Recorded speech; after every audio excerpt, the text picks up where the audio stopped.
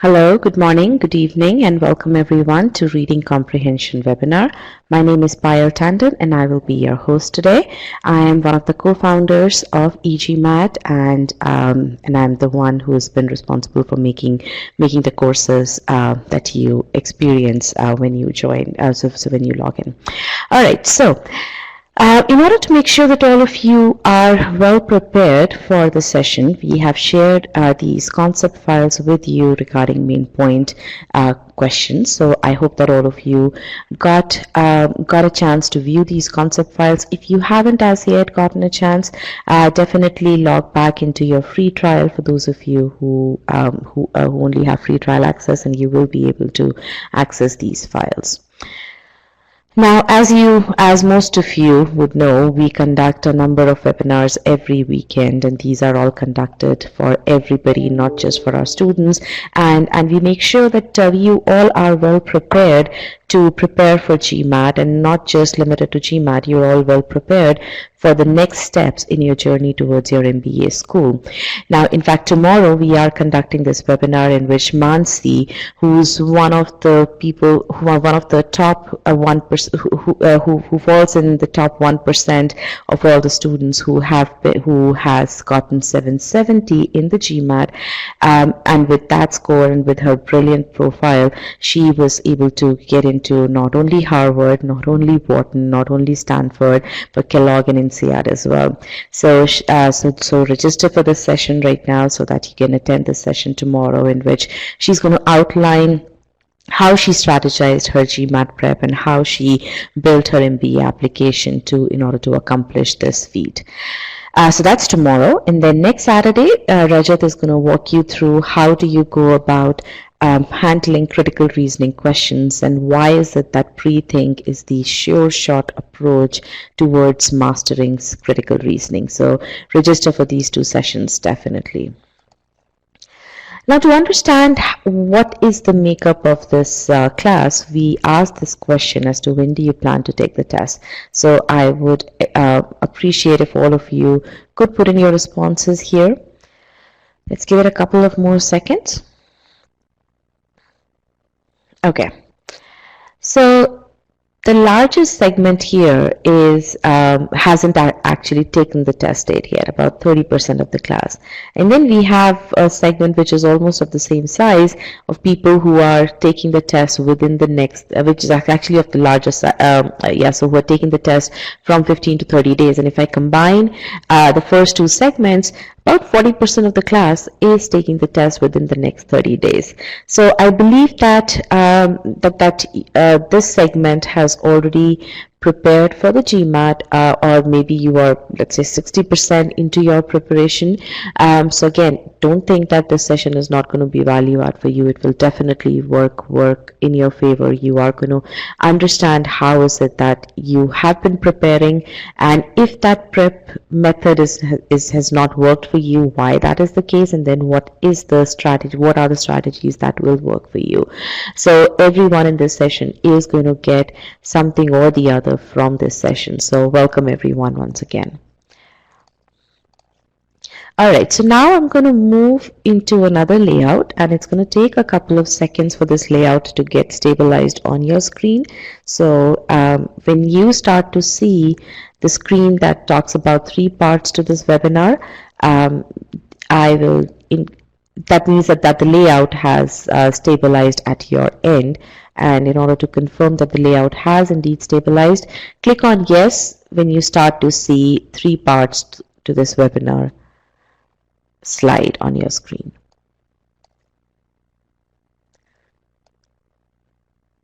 All right, sounds good.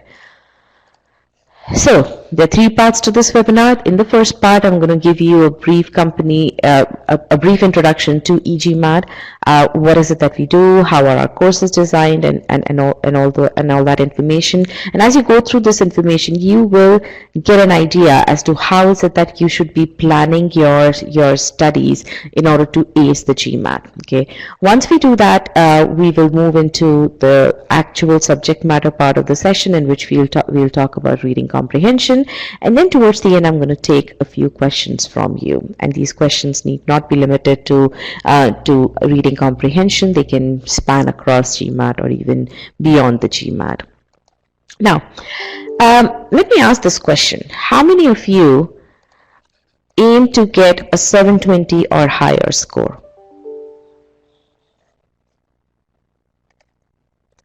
Mark yes if your goal is to get 720 or higher. Okay, almost everyone in the class. Okay, now I want to make sure that all of you understand, while a number of people aim to score 720 or higher, in a sense, in reality, only 6% of people actually score a 720, okay, or higher. Now, if you go to MBA.com and you look at the stats, you will realize that, again, you can actually verify the stat if you go to MBA.com, okay. Another thing that you're going to realize is that the median GMAT score at most top B schools has been going up for the last few years. Just this year, you can look at the increase in the median scores at these top B schools, okay. So why is there this disparity, okay? A number of you plan to score 720 or higher, but only 6% of people actually end up scoring, okay? What is it that these people do who score 720 or higher? To tell you the truth, a good percentage of these people actually prepare utilizing e-GMAT. And why do I say that? If you take a look at some of the stats that I'm going to share with you, you will come to the same conclusion. Look at the number of verified reviews on GMAT Club. e-GMAT, Magoosh, Veritas Prep, and Manhattan Prep are 4 of the top test prep companies in the GMAT Prep space. When you take a look at the number of verified reviews, you will find that e-GMAT has more verified reviews than all of them combined. And what are these verified reviews? These are reviews posted after October 2015 or about 3 years ago and have been verified utilizing Enhanced Score Report or verified GC membership. Okay. Similarly, if you look at the number of success stories written on GMAT Club's Share GMAT experience, you will find a very similar story. e-GMAT has been mentioned more frequently in those success stories than the next 3 most popular test prep companies. And again, you can take a look at these stats by clicking on these links over here. Okay. Now, what makes our students more successful? Okay, it's the architecture of our courses or the distinct approach to GMAT Prep. Now, to understand this architecture, it's important for you to understand what are the prevalent learning architectures in the industry today. Again, I'm not just talking about GMAT space, I'm talking about education industry in general. There are really 2 different kinds of architecture. The first architecture, which is the most common one, is the book-based architecture. The second one is the private tutoring based architecture, and I'm sure all of you would be aware of both of these architectures, right? But let's talk about these in the context of the online prep companies that exist today. Okay, most of these online prep companies are centered around the book-based architecture, and this may come as a surprise to you. Why? Because a number of these companies have added audiovisual learning to their offerings. So you may argue that how come you are claiming that these are book-based architecture, and I'm going to explain that to you. Essentially, what my claim is that the core architecture behind these courses is really the book-based architecture. e-GMAT, on the other hand, is built around a private tutoring based architecture. That is the basic foundation of our courses. Okay. Now, we're going to first take a look at the differences between these 2 architecture and understand why is one better than the other, and which means that why does one have a higher success rate than the other. Now, to compare the 2 methodologies, we need to first set a baseline for how do you ace the test, how do you ace GMAT. In order to score 720 or higher, the first thing that you need to do is create a very, very clear path to your goal of 720. Okay. Now, that's your personalized path towards the goal. Okay. Then you need to make sure that you learn the concepts that you don't know. Okay. And you learn how to apply these concepts. And finally, you need to confirm that you have attained a level of mastery so that you actually do score 720. Okay, or in other words, you've perform better than 94% of the test takers. Okay. Now let's look at how does a book-based architecture do on this path. A book-based architecture is all about autonomy. In this architecture, you get a lot of learning material and possibly some mocks. However, the key decisions on how to go about your preparation are completely on to you. For example, in this architecture, you create your own study plan. Okay, you create a schedule, you then study the concepts on your own, and while studying concepts, you have to make a decision as to whether you have attained that level of mastery sufficient to move forward. Okay, now once you've learned the concepts, you then practice questions. Okay, that's in lieu of learning how to apply the concepts. Why? Because books don't focus a whole lot on teaching you how to apply the concepts. How many of you have read a chapter in a book that says, let's now apply this concept? How many of you have read a paragraph in a book that now says, okay, now we're going to learn how is it that we're going to apply this set of concepts in order to solve these questions? You typically learn application by practicing questions, which is why people who are utilizing book-based architecture believe in practicing, and they tend to solve thousands of questions. Now, once you've solved some questions, you then take mocks to evaluate where you need to focus. Again, the onus of analysis and decision making here is completely on you, and that can get quite subjective. Now, a private-based tutoring approach works slightly differently. Okay, a good private tutor also begins with study plan. However, to create a study plan, he or she first evaluates your strengths and weaknesses in order to create the fastest and the most effective path to your goal. Once you have this personalized study plan, your tutor then teaches you concepts, evaluating you constantly in the process. The key thing over here is evaluating you in the process. Okay. Now, once you've learned a few concepts, the tutor then teaches you how do you apply these concepts in a methodical manner.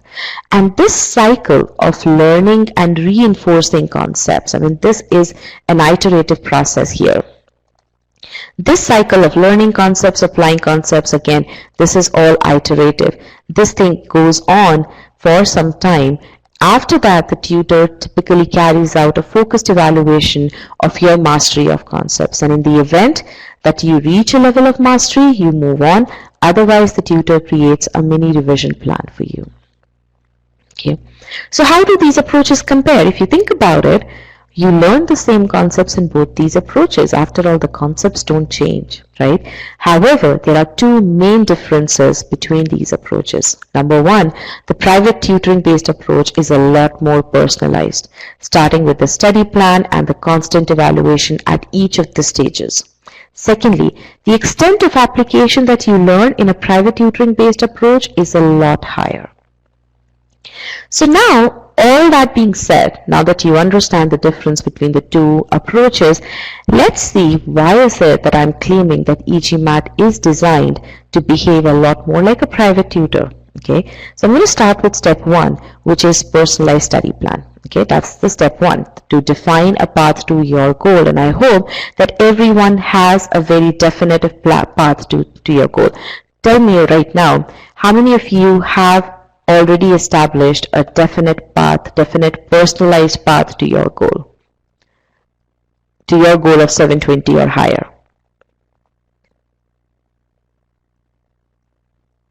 Okay, so about 60% of the class, okay, of those who are responding. Okay, let's take a look at this. Let's say you're someone who's starting at a 600 and your goal is to reach a 720. Now, the three main things that you need to do over here is, in this, while creating personalized study plan, you first need to quantify your starting abilities. Very, very important. Okay. Then you need to define your milestones, and then you need to personalize your course. Okay.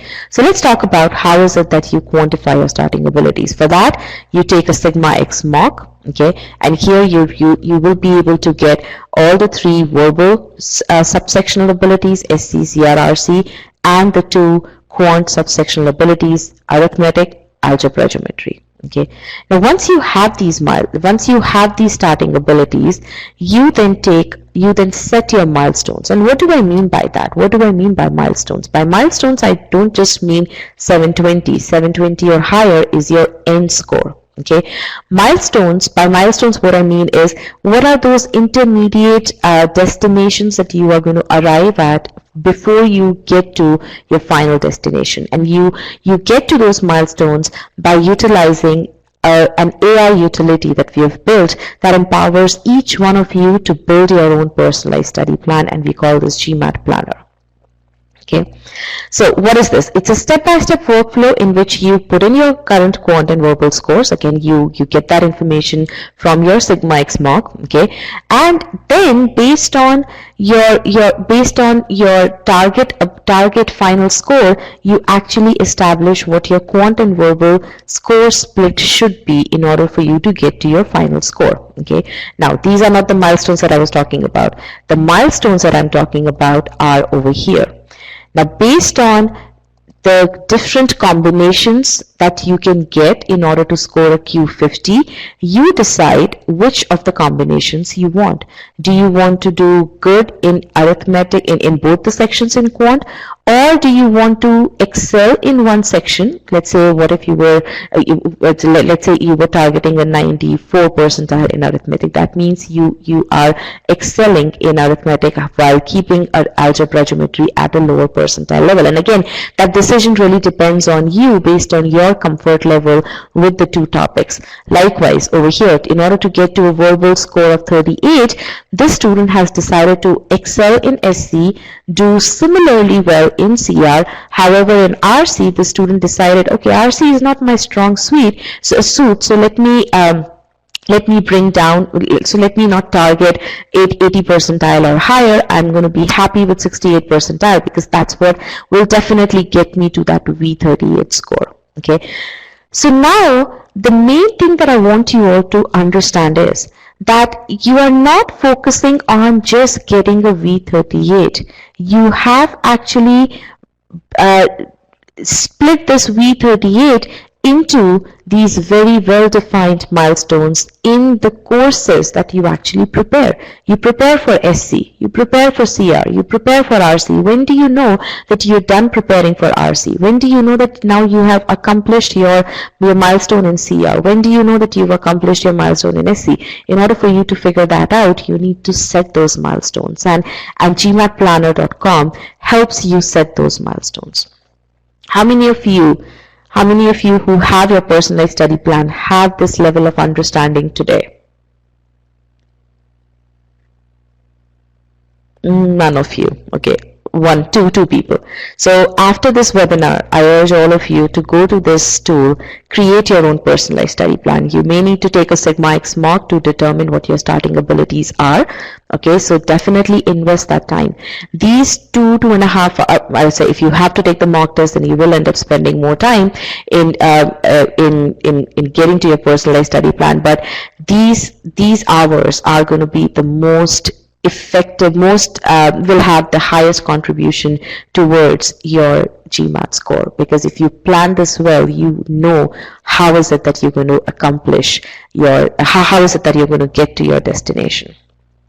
Okay, so again, the key thing is you get to know what your starting abilities are, you then know what your end abilities are. Okay, utilizing the tool. Not only that, this tool is going to give you how much time you need to spend in order to get from your current score to your target score. So now that whole question of, okay, do I need 3 weeks? Do I need 4 weeks? Do I need 1.5 weeks? That is going to be taken care of. And again, this timing is based on the average amount of time that you will be taking. Okay, so and then you can sequence your prep according to your convenience. If you feel that, okay, you want to start off with verbal, you can actually do that. If you feel that you want to, then after doing SC, for example, you want to move on to arithmetic, you can definitely do that. So you sequence your prep course according to what you feel like doing. Now, definitely one thing that we recommend very strongly, and not just recommend, we want to enforce that, is while you're preparing for SC, if you are a working professional, we don't want you to be preparing for quant as well at the same time. Okay, definitely no. If you are preparing any section, whether it's SC, whether it's algebra, whether it's CR, we want you to focus just on that section while you are in the prep mode for that section. Okay, very, very important. All right. So I took a bit more time in explaining how do you plan your prep. Again, it's a very, very critical step. And again, we've spent thousands of hours building this tool so that you can create your study plan in fewer than 7 minutes. Okay, so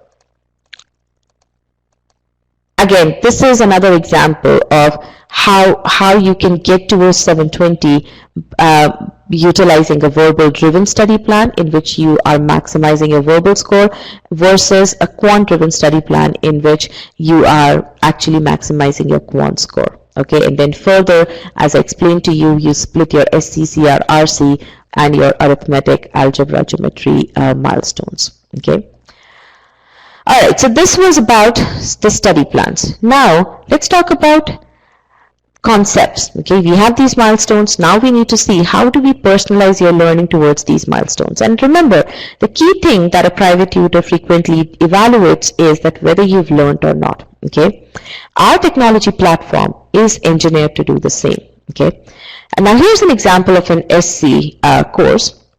What you're going to see is we provide you with first of all, each concept that we teach here is an audiovisual format. Okay, and similar to a private tutor, each concept contains a post-concept quiz that evaluates how well you've learned that concept. Okay, now the feedback that you get in this evaluation is personalized to you.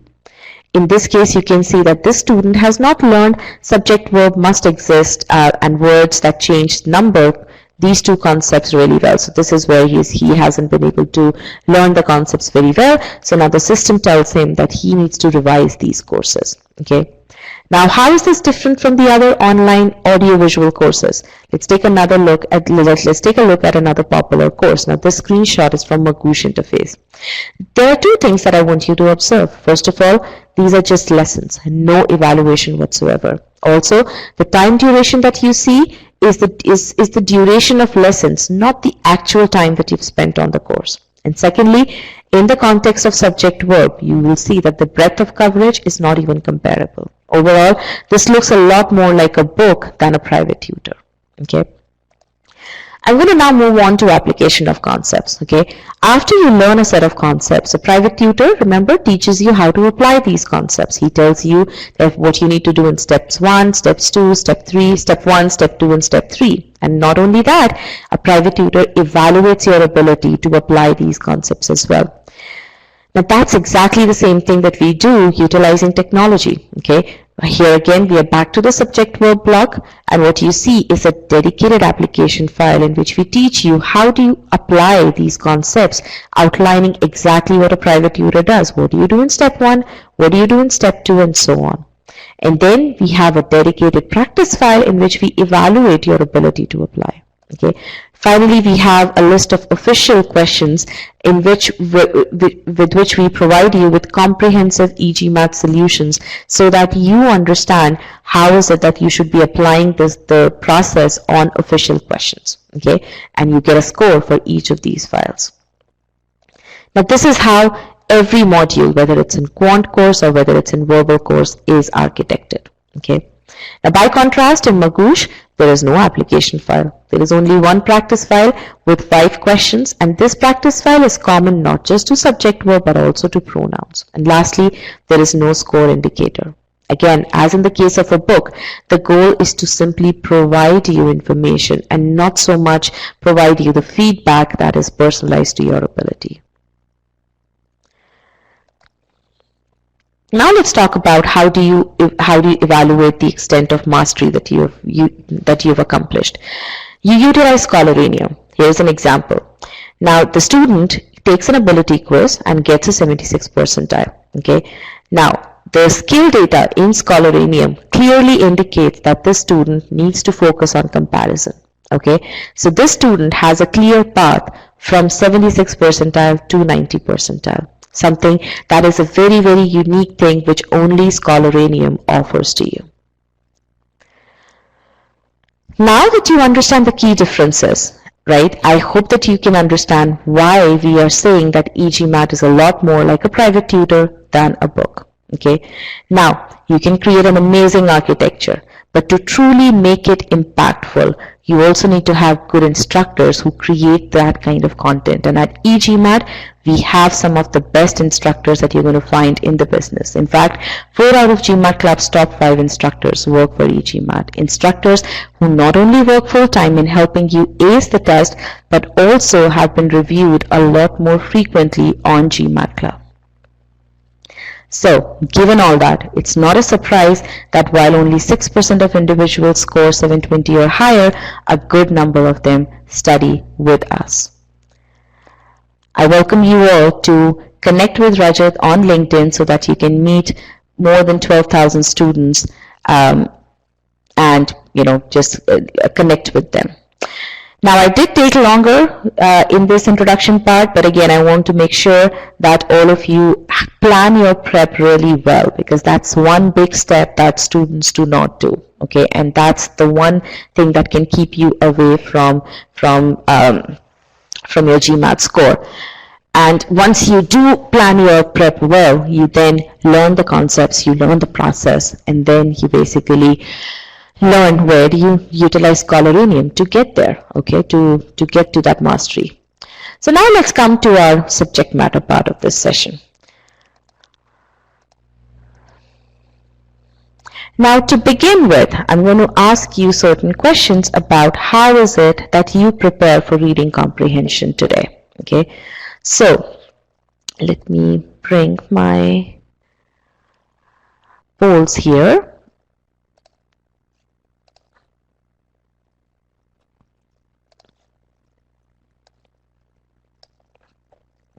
All right. Now, my first question to you. How many of you enjoy reading comprehension? By that, what I mean to ask is that if, let's say, according to your study plan, you are to prepare for reading comprehension from Monday onwards, how many of you get excited at that prospect? Okay, only about 30% of the class. Okay, why is that? Why is it that you don't enjoy reading comprehension? What's the first thing that comes to your mind when I say the phrase reading comprehension in the context of GMAT or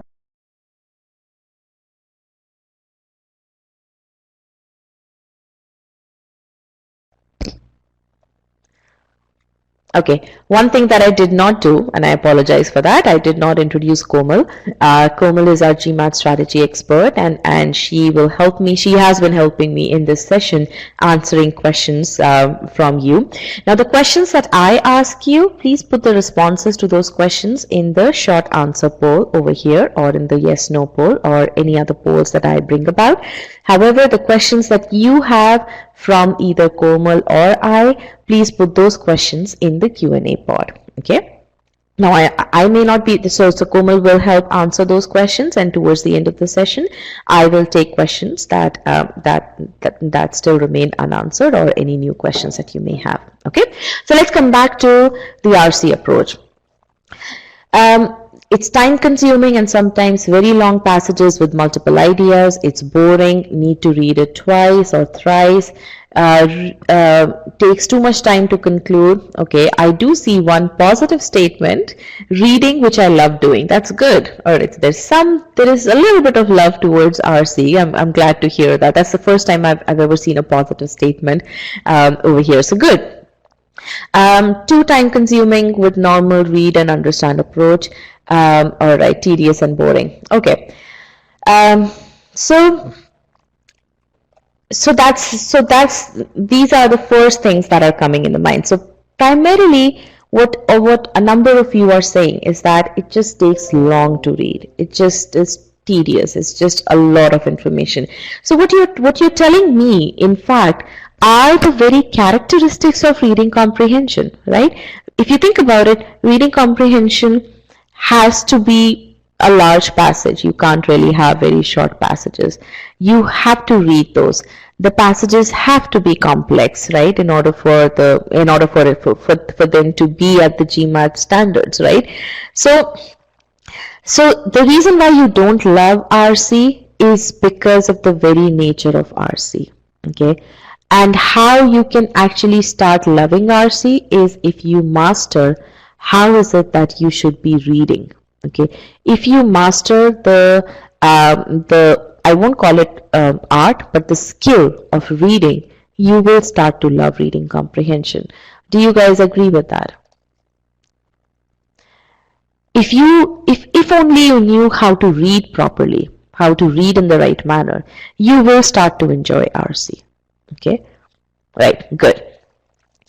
All right, so let me ask you one more thing, and again, this is along the same lines of what we just talked about. Actually, you've already answered the question. What's the difference between an active reader and a passive reader, actually? So let me ask this question. What's the difference between an active reader and a passive reader?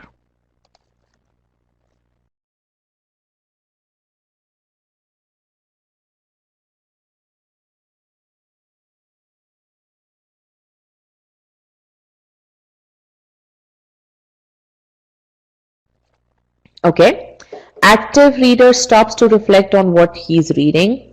Engaged reading, engagement, absolutely, drawing inferences. Active reader reads for understanding, he's engaged. Okay, a reader, okay, absolutely right. An active reader is a reader who is engaged with the passage, who enjoys, who wants to understand the passage, who's continuously interacting with the author while reading the passage. And I believe everyone will agree with what the slide says, that the major difference between a person who aces RC and who struggles with it is whether the person is an active reader or a passive reader. In other words, if you are an active reader, you will ace RC. Do you believe in that statement? Yes or no? Yes, absolutely. So again, we have arrived at the same conclusion that if only we knew how to read properly, that is how to read like an active reader, we will be able to master reading comprehension. And that is precisely what we are going to do in this session. My goal in this session is to help you ace reading comprehension, and there are two things that I need to do for that. The first thing that I need to do is explain to you how do you get maximum from the passage, how do you read like an active reader, and for that I'm going to introduce reading strategies to you so that you are well on your way to utilize the reading comprehension course that we have to learn these reading strategies and to practice these reading strategies. And today I will demonstrate these strategies through two small passages so that you understand why these reading strategies in fact do work. Okay, the second thing that I want to do is I want to help you understand, once you learn what the author is telling you, how do you utilize that information to answer questions. And for that I'm going to demonstrate a main point question and I'm going to demonstrate an inference question. Okay, towards the end I'm going to provide you a consolidated study plan for reading comprehension. Okay, now one thing that I do want to tell you is that if your expectation is that you're going to solve 2 or 3 long GMAT-like passages, I want to reset that expectation. Again, my goal is not to just have you solve questions. My goal is to tell you that right approach towards reading comprehension, and that is going to be accomplished by taking 2 small passages. Okay, so I want to make sure that everyone gets that, understands that that expectation. Okay, now I'm going to say something, okay, right now, and it may sound very philosophical, but believe me, it works. Your journey to acing GMAT RC starts with you having the right attitude towards RC. Okay, when I asked you why is it that you don't enjoy RC, everyone said it's tedious, it's boring. Okay, imagine when you start off a topic or when you start learning about something with that thing in your mind, oh, it's boring, you have automatically reduced the chances of you doing well in building the skill to handle that particular topic. Okay, I want you to change that attitude. I want you to tell yourself, I absolutely want to do well in RC. Okay, I can master RC. Okay, I want you to have that kind of attitude. Okay, now what does that mean? What does changing the attitude mean? It means that I want you to accomplish to handle RC with the attitude of an active reader. Okay, what does that mean? When you see a passage, I want you to get immersed in it. What do I mean by that? I don't want you to think, oh, it's boring. Oh, another humanities passage. Oh, another science passage. I don't like these topics. I don't want you to have any of those thoughts occur in your head. As soon as you see an RC passage, I want you to tell yourself, I want to know what the author is trying to tell me in this passage.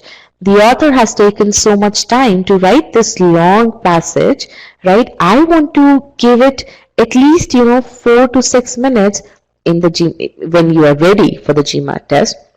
I want to give it due time so that I can do justice to the amount of time that the author has spent. Okay, that is the attitude that I'm talking about, that positive outlook towards the reading comprehension passage that you see on your screen.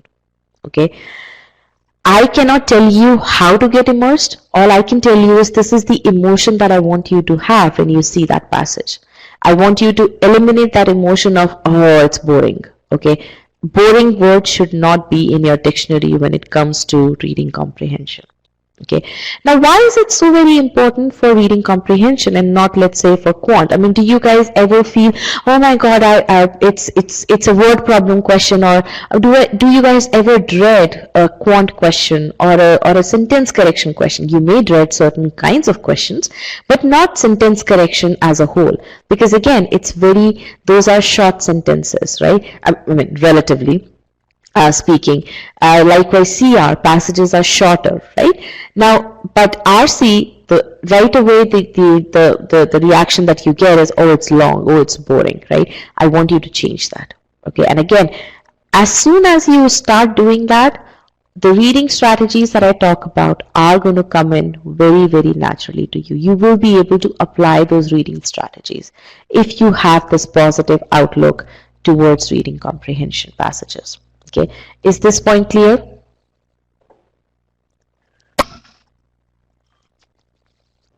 Okay, so what is one sentence that you're going to tell to yourself when you see reading comprehension passage on the screen? What sentence are you going to remind yourself?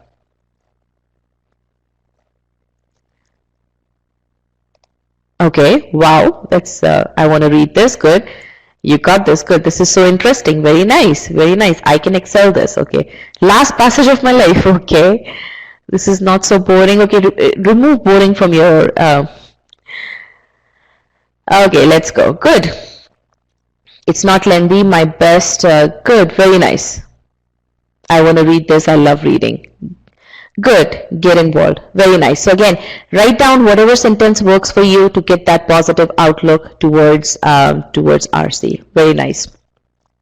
Now let's look at the reading strategies. Okay. The first reading strategy is understand the sentence structure. Okay. How many of you think that a reading comprehension, actually, let me ask you, what is the building block of a reading comprehension passage?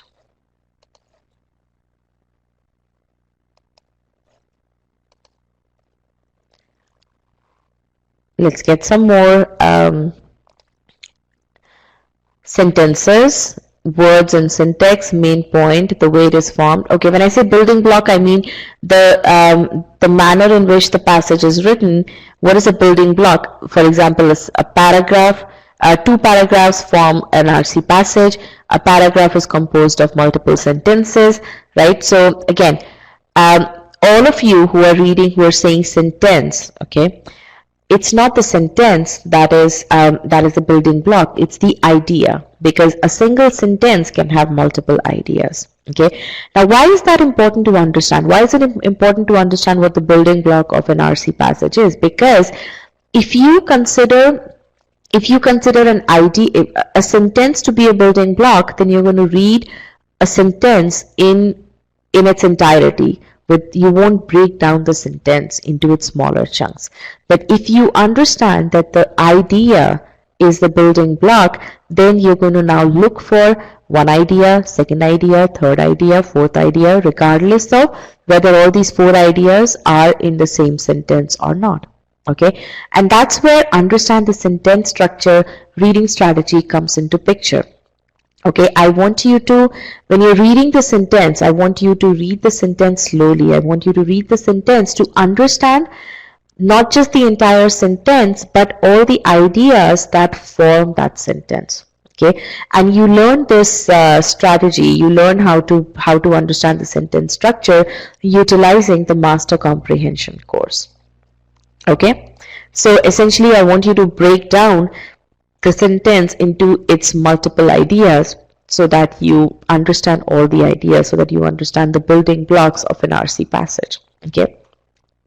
The second thing that I want you to do is, I want you to predict thoughts of the author through the keywords that the author has used. Okay. Now what do I mean by that? What I mean by that is, when you see the word however, before you even read what comes after it, I want you to tell yourself, okay, there is a contrast that the author is going to tell me. Okay. Now, likewise, let's say the author has presented a positive feature about a certain aspect, and then he says, having said that. Now, before you read what comes after having said that, I want you to think through, what is the author going to say? Tell me now, if the author gave a positive feature about a certain aspect and then he said, having said that, what do you think the author is going to tell next? He's going to give a negative feature or a not so positive feature, something that's different from the positive feature. Absolutely. Okay. Now you may wonder, why am I asking you to pause there? Why am I asking you to not go ahead and read? Because after all, you already know that you already know the answer up front, right? So why am I asking you to pause? The only reason I'm asking you to pause here is because once you know what the author is going to say next, once you have the overall idea of what the author is going to say next, when you see those words, regardless of how heavy or how contextually heavy or how vocabulary heavy those words are, you will now already know that, okay, whatever I'm going to read next, that's actually going to be opposite to what, in a different direction from what the author said earlier. So you already have primed your mind to absorb that information. And when you prime your mind through prediction, what happens is that whatever you read next sticks on your mind a lot better. It's simply how it works exactly the same way as a primer and a paint work on the wall. Okay, that's what you're doing by predicting the thoughts through keywords. Okay, a very, very important one. Now the last strategy over here is you summarize and predict what's next. Now this prediction is a bit different from this prediction, from the prediction that we talked about in the second strategy. Okay, and I'll explain to you why these two predictions are different. The main thing in strategy number 3 is that I want you to summarize. That is very, very important. Okay, so the focus of this is summarize all that you have read and just form some opinion of what is going to come next. Now here, this prediction is need not match exactly what the author will actually say. It could go in multiple directions, right? So it's okay. All you're doing is forming some opinion, but as I said, the main thing that I want you to focus on over here is summarize what you have read. And it's very important for you to summarize, because when you summarize something in your own words, those thoughts, those ideas stick a lot better in your head. Okay, so now when do you summarize? That's the question. Now you can summarize either after a single sentence, if that sentence is very dense, or you can summarize after 2 or 3 sentences, or you can summarize after the paragraph. You should definitely summarize after you read a paragraph for sure, but you can also summarize before you finish that paragraph. Okay. Now, what is the indication of when is it that you need to summarize? Because it varies from person to person. When you start reading the next sentence and you feel, oh, there is an overload of information. Okay, I need to kind of put my thoughts together. That's a clue that you need to summarize whatever you've read. Okay. How many of you do that summarization today when you read the passage?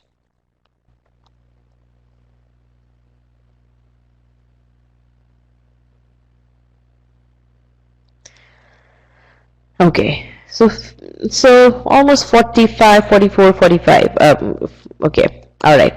So I want you to start summarizing from today onwards. Now, if you think about it, each of these strategies work at different levels. The first strategy works at a sentence level. The second strategy works within a paragraph, and the third strategy works both within the paragraph as well as among the paragraphs. Okay, and if you essentially what you're doing is, and how many of you are thinking right now, and I'm pretty sure that the answer is going to be more than 80% here, how many of you are thinking, oh my goodness, how am I going to do all of this in the timed nature of GMAT exam? How many of you are thinking that?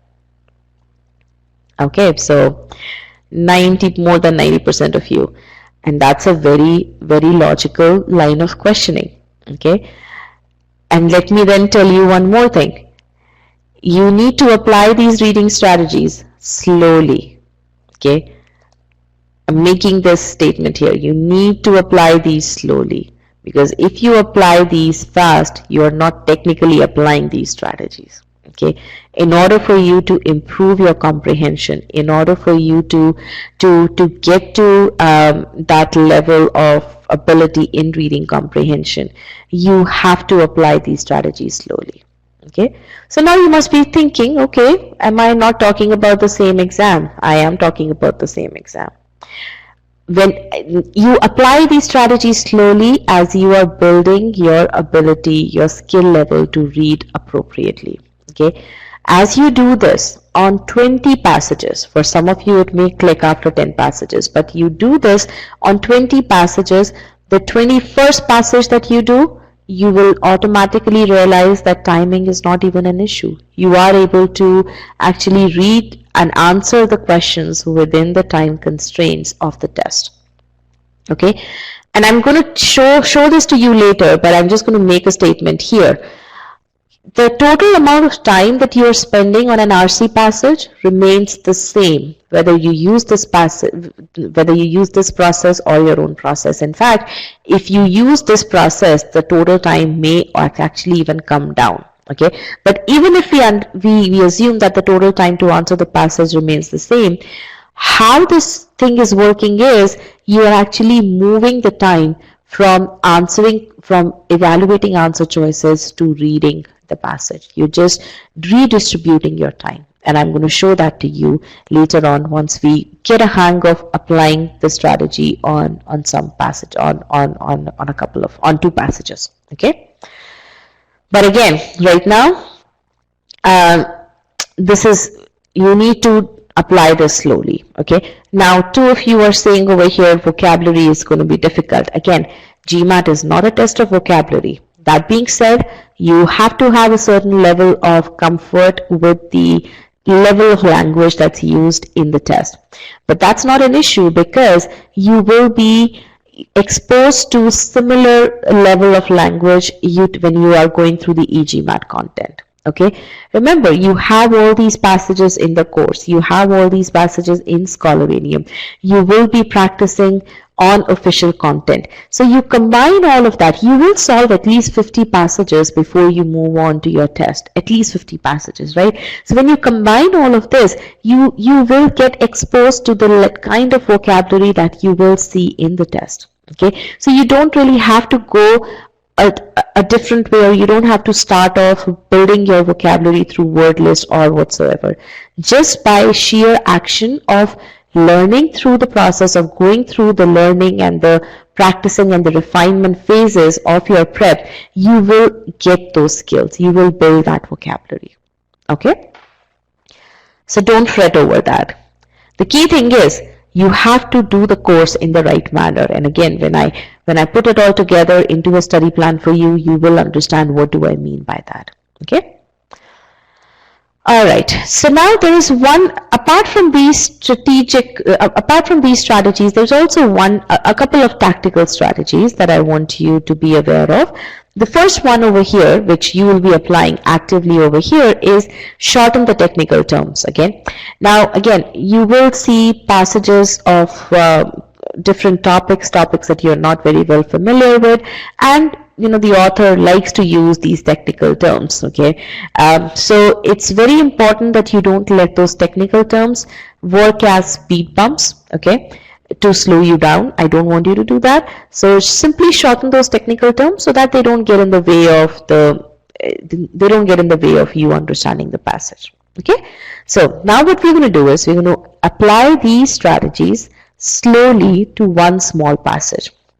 Okay, now here's what I'm going to do. I'm not going to time you, okay, because I don't believe in timing, especially when you are learning, when you're just starting to learn. Okay, so let me just get your notes pane. Okay, this is the notes pane. I don't want you to be taking notes while you're reading the passage. Okay, but what I want to do is I will enable this poll towards the end when you're done with the passage. So can you all please click on no over here?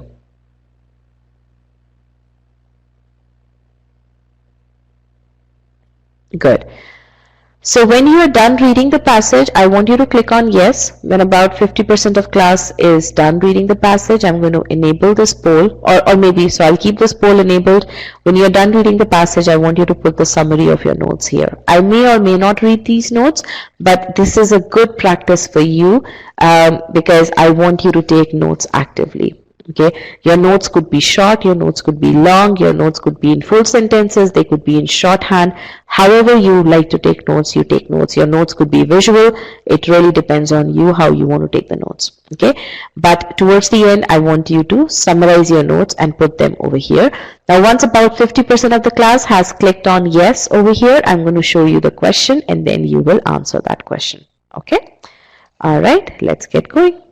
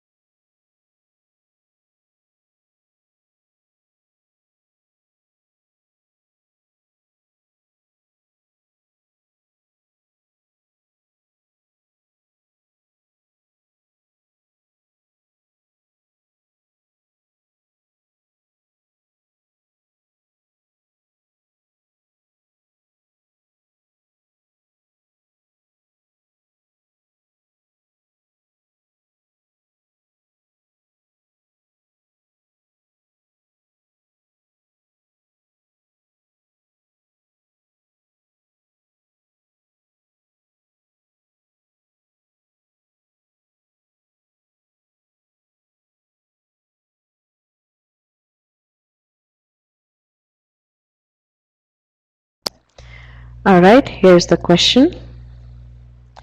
And I'm going to get the question pod now.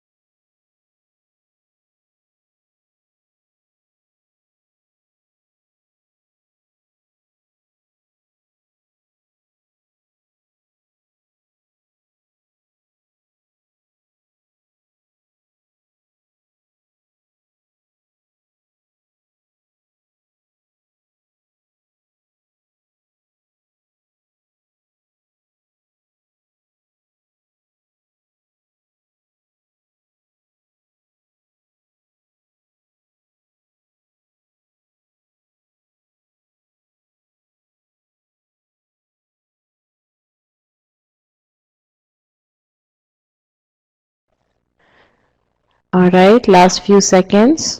Let's get more responses here.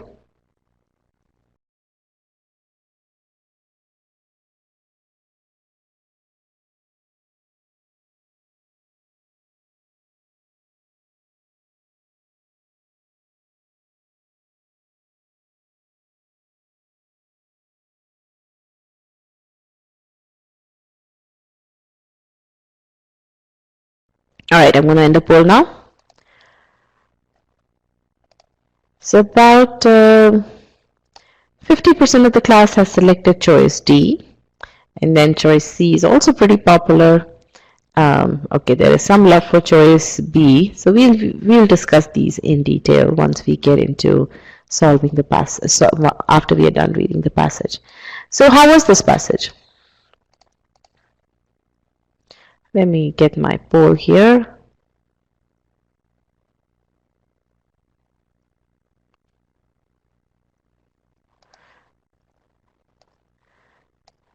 Okay.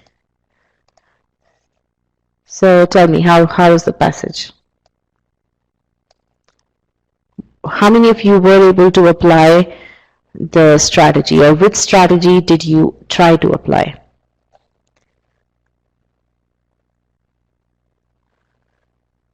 Engaging, good.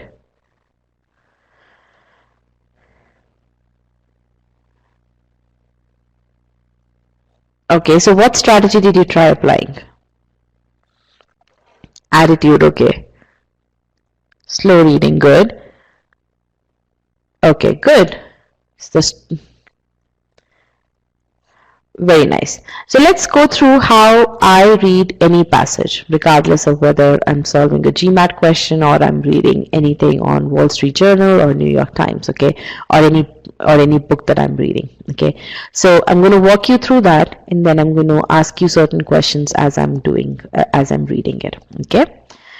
So bordering on the extreme, one definition of ethnocentrism considers it. I'm going to pause here, okay, because I first want to absorb what the author is saying over here. Bordering on the extreme, what does that mean? What does this phrase mean?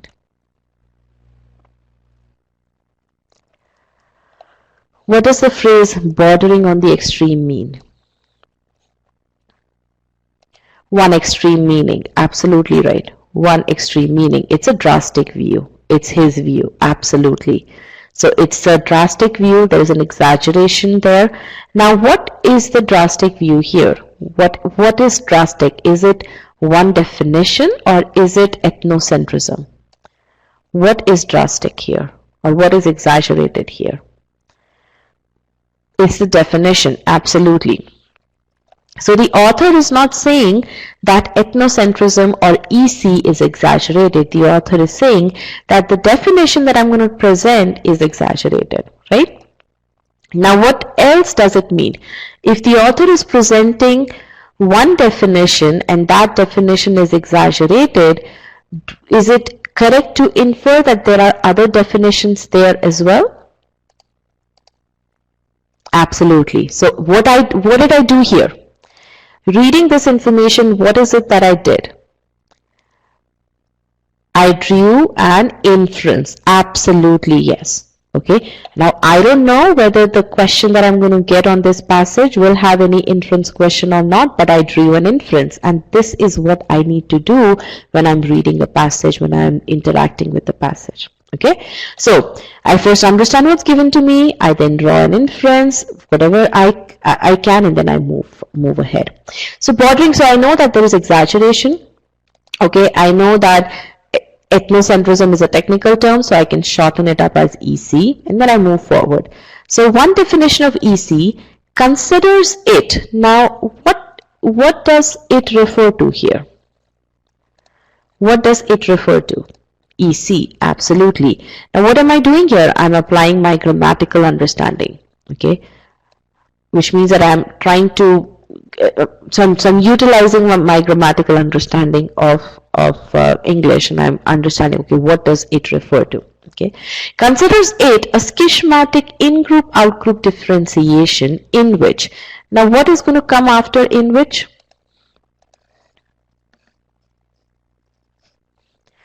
What is going to come after in which?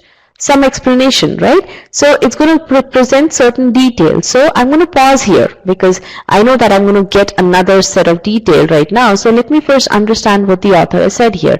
In-group, out-group differentiation. So essentially, in this exaggerated definition of EC, EC is what? Is certain kind of differentiation. What is the differentiation between what? Between something inside the group and something outside the group. Okay. Now, I don't know the meaning of the word schismatic, okay, and I'm not going to worry about it. Whenever you come across a word that you don't know the meaning of, just try to replace it with something, okay, and just see whether you even need to know the meaning of that word or not, right? So it considers it some kind of in-group, out-group differentiation, okay, in which now what this is going to tell me is what? Is it's going to describe the differentiation. It's not going to describe ethnocentrism. It's going to describe the differentiation. Okay. So it's differentiation in which, again, internal. Now again, obviously EC, this according to this definition, EC is some kind of differentiation. So from that logic, whatever I'm reading next is actually about EC. So again, you're drawing your linkages here. Okay. So some kind of differentiation in which internal cohesion, relative peace, solidarity, loyalty, and devotion to the in-group are correlated with something. Okay, so here what I want you to tell me is, I'm going to pause here, okay, and tell me how is it that you can summarize these terms here: internal cohesion, relative peace, solidarity, loyalty, and devotion to the in-group. These are positive, absolutely. These are positive emotions towards the in-group, absolutely. Positive emotions towards the in-group, or love for your own people, love for people inside the group, okay? So, let's read ahead.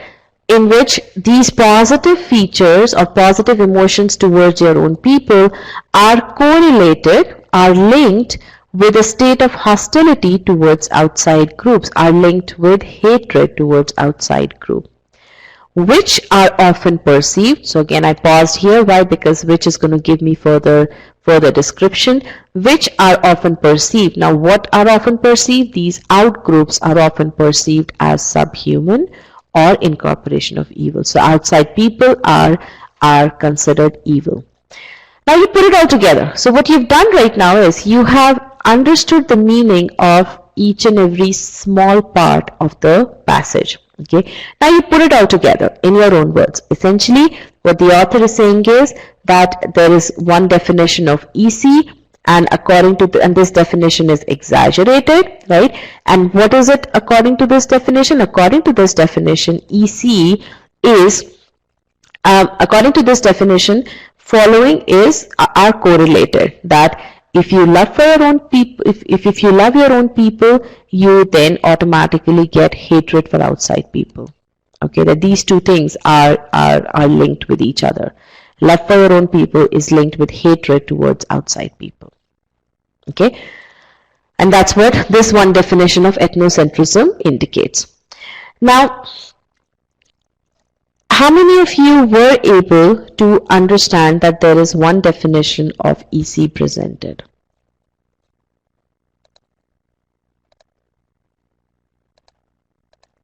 Almost everyone. And if you think about it, that's explicitly stated in the passage. One definition of EC, right? Now, how many of you were able to, when you read on your own, were able to understand that this definition is a bit exaggerated? How many of you were able to draw that inference that this definition is a bit exaggerated? Now, I want you to observe this. While everyone was able to identify that the one definition of EC is presented, only 60% of the class was able to identify this inference, that the definition that's presented is a bit exaggerated. Okay, so my feedback to the 40% of you who were not able to identify this inference when you read the passage on your own is that you need to get in that habit of drawing inferences. Everything that's there in the passage has a certain plays a certain role, right? You have to understand the significance of each and every part of the passage. Okay, and drawing inferences comes from that significance. Okay, why has the author said bordering on the extreme? Because he's saying that the definition is a bit exaggerated. Okay, all right, now last one. Per the definition, following are correlated. How many of you were able to understand the definition in such simplistic manner?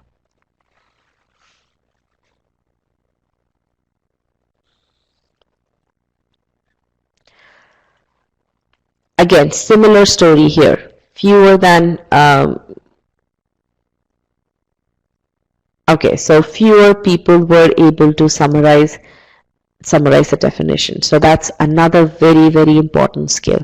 You need to be able to summarize the information, because imagine if you go on to the next paragraph in this, or the next sentence in this passage with such heavy information, okay, wherein you have these 5 terms here and then are correlated with state of hostility. It's just a lot of information for you to keep in mind, or even to write down in your notes before you move on to the next passage, next part of the passage.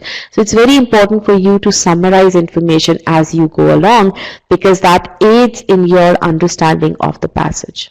Okay, because if you don't summarize information in this manner, then it's just a lot of overload, and the ideas that the author has presented are not going to stick in your head. Okay. All right.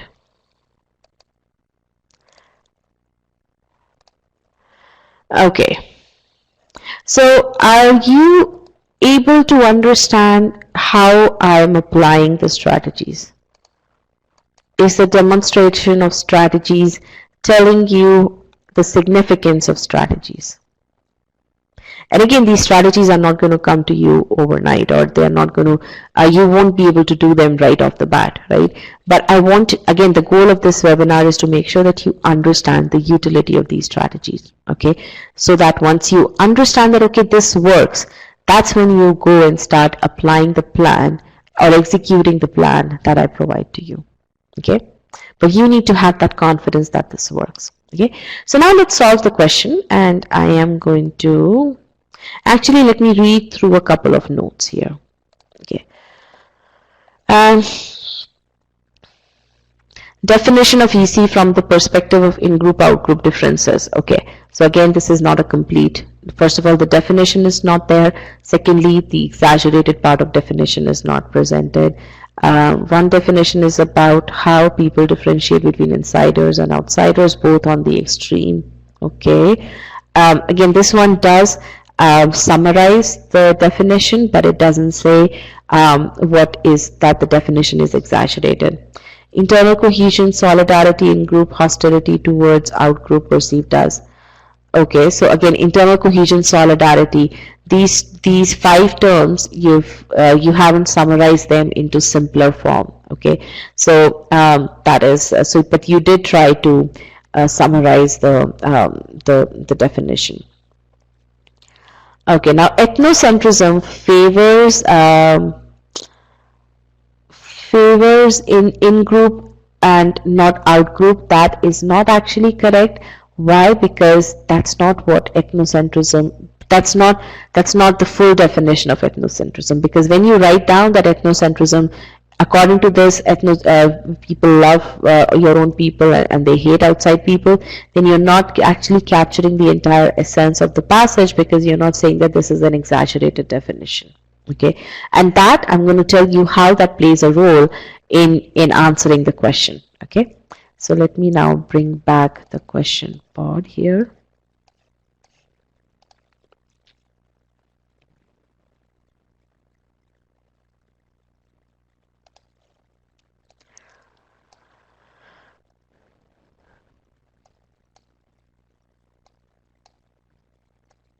Okay.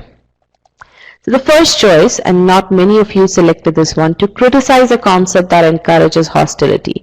Now the only reason why you would select this choice is if you only skim through the passage. Okay, so in this case, what has happened is that you've just looked at certain negative terms or certain terms that are not used in positive context, and that's the reason why you selected criticize as the answer. Okay, so that's the reason why this choice is not wrong. Now I do see a question here, bordering on the extreme means exaggeration. Absolutely, yes, that means exaggeration, because you're saying that it is along the extreme, which means that it's exaggerated, so it's not commonly accepted. Okay, now now I do have another comment here that the wording of this choice is too strong. Okay, I don't believe that you can reject an answer choice just because the verbiage of the answer choice is too strong. Okay, why do I say that? And I do understand that a number of you believe in that if it's an extreme answer choice, then you can eliminate it. But that's not really right. Why? Because what if the passage itself presents that extreme idea? Right? In that case, the answer choice that is extreme would be correct. So again, you always have to take it in the context of the passage. Okay, I don't want you to be, I don't advocate looking at utilizing such clues. Everything needs to be in the context of the passage, and according to the passage, it's very clear that there is no criticism. Okay, now let's move on to the next choice. To evaluate the concept of ethnocentrism while enlisting its various features. Now there are two things over here.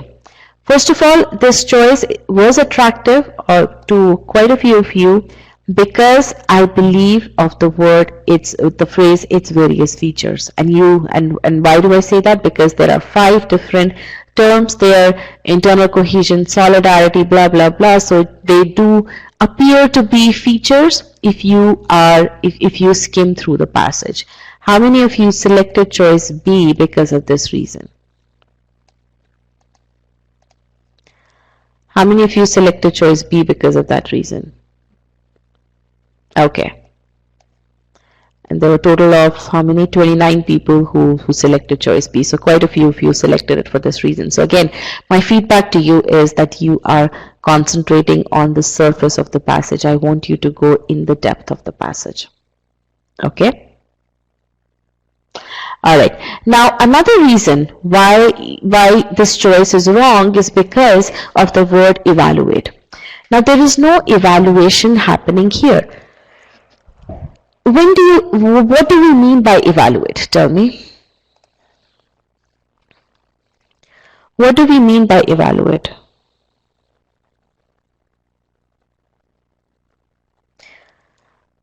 You do pros and cons. Absolutely. You understand the pros and cons, or you look at the positive and the negative sides of the concept. Absolutely.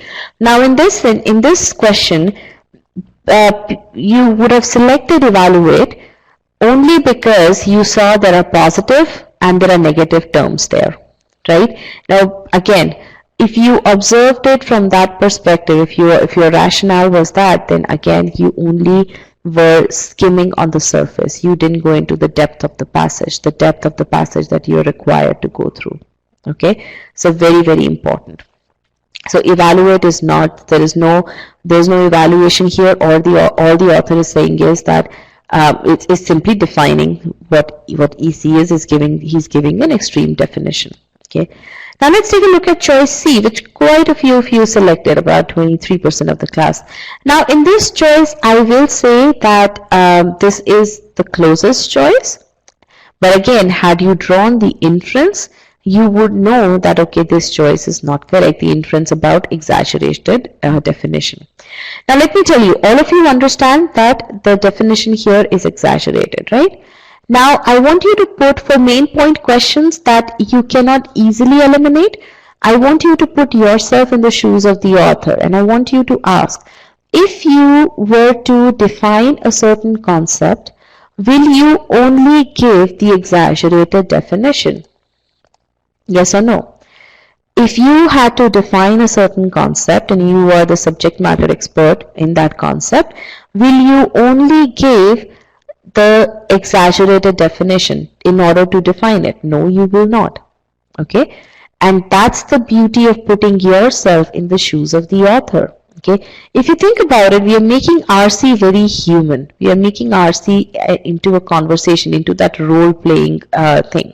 Okay, so I want you to, again, whenever you're confused about a certain choice, I want you to play a role of the author, because ultimately what you are trying to do is you're trying to get into the head of the author, and you're trying to understand, why did the author write this passage? Okay, and when you do that, you will be able to see, if I were to do it, will I do that? No, I won't do that.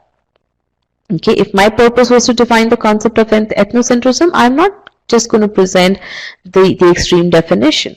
Okay, so that's the reason why this choice is wrong.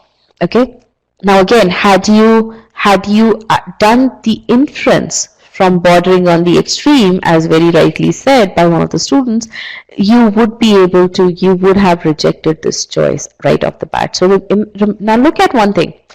When I read bordering on the extreme, that was the inference that I drew, right? So you have to draw that inference, you have to understand the significance of those things in order to solve all kinds of questions in reading comprehension, right? Now the question that you utilized that information in was a main point question, right? So again, all the critical information, all of your understanding of the passage comes into play when you are answering any kind of question. So when I see students asking me the question that before we start reading the passage, should we not read the first question, that line of thinking itself is very illogical. Why? Because it doesn't matter, you're not going to read the passage in any different way regardless of whether the first question is the main point question or an inference question or a detailed question or a structure question.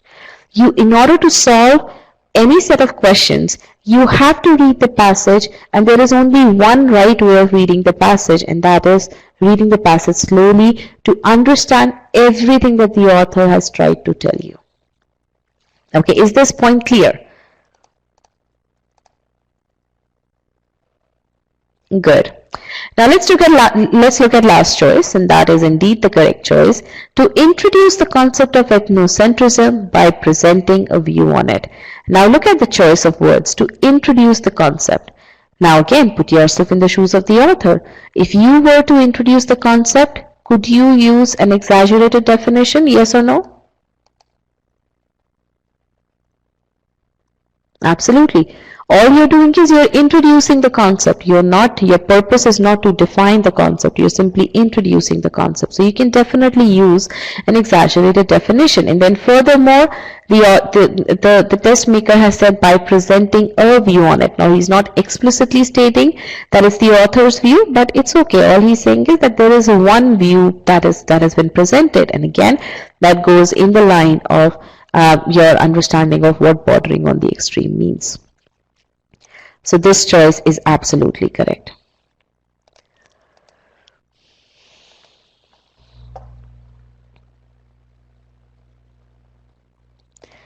Now again, this was a difficult passage. Okay, if you were able to answer the question correctly, so there's 77 of you, were you able to answer the question correctly, or was it just by hook or by crook, the 77 of you? Okay, so if you were able to answer the question correctly for the right reasons, good. The strategies have started to work for you. Don't worry about the timing. Apply the strategies slowly. Okay. Now, if you made a mistake, but you were still able to understand what was going on with the passage, then the strategies have started working. You are getting a hang of it. Don't give up. Just keep applying them and learn from each mistake. Okay. Now, if you are in the segment where you had no idea what was going on, don't worry. After all, it's just English language.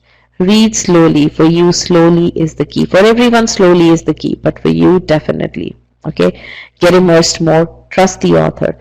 I can't emphasize enough on this, that you need to trust the author. The author is not going to give you anything that you cannot handle. So when you come across that difficult vocabulary term, don't worry. If the author has put that in there, he doesn't expect you to know all those technical terms or all those difficult vocabulary words. He will give you some clues, okay? Or you may realize that, okay, I didn't even need to bother about it. For example, schismatic in the previous paragraph, we didn't really have to worry about what schismatic works, okay? So again, make sure you understand the passage and only then you worry about reviewing the answer choices. Okay. Now, we did talk about timing a little bit, right? And some of you expressed, a number of you, actually all of you expressed your concerns about, how are we going to do this in the context of the GMAT. So now I may tell you all about these reading strategies, right? I will tell you that you apply these reading strategies slowly and you're going to get closer to your target GMAT score. But you have the right to hold your own reservations, because ultimately it's your GMAT score that's on the line, right? So for this reason, I have included these interviews with these successful students, and believe me, these students have faltered, and I want you to learn from the mistakes that they have made. Okay, so here's an interview with Nishant, who went from 40 percentile ability in RC to 79 percentile ability in RC, with the confidence that in his last attempt, in which he scored a V41, he would have gotten all the RCs correct. Okay. Now, when you watch Nishant's interview, what you will see is that he first faltered while applying the strategies. Okay, so technically he was not applying them because he was applying them hurriedly. Applying these strategies hurriedly means that you are not applying these strategies. That's the inference that you draw from that statement, because in order for these strategies to work, you have to apply them slowly. Okay. Now, what do I mean by that?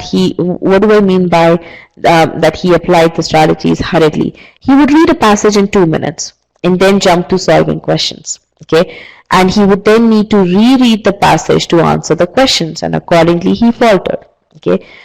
So despite applying the strategies, he was taking 1.5 to 2 minutes per question, and he felt that his understanding was not sound enough to help him answer the questions. And that is when, after hearing from another successful e-GMATer, he started applying the strategies in the right manner, that is slowly. Okay, something that we've been doing in this session. What he learned the hard way was that reading strategies are a means to the end.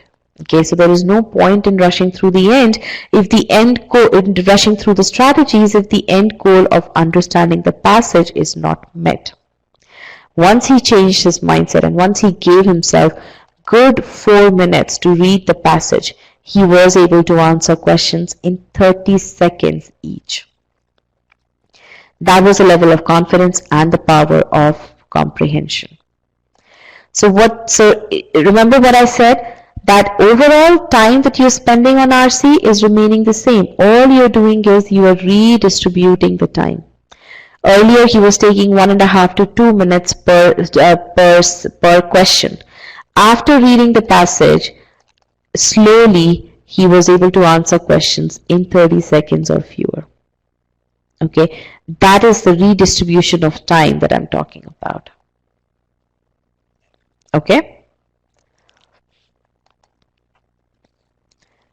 So now we're going to move on to the next passage, but let me address this question. I understood every option well, but it still confuses me with the first option. The author would have exaggerated it just to criticize it. That's why only exaggerated definition was picked. Now again, you have to understand what is exaggerated. The EC is not exaggerated. So the student is asking that why is choice A not correct, that the author is criticizing EC. Now the author is not criticizing EC, and that's why it was very important for you to understand what exaggerated is linking to. The exaggeration is linked to the definition, not to EC. Bordering on the extreme is not linked with EC, it's linked with that one definition of EC. So you cannot say that the main point of the author was to criticize EC. No, you cannot say that. Okay? All right. So what have you learned from Nishant's interview? Let me go back there.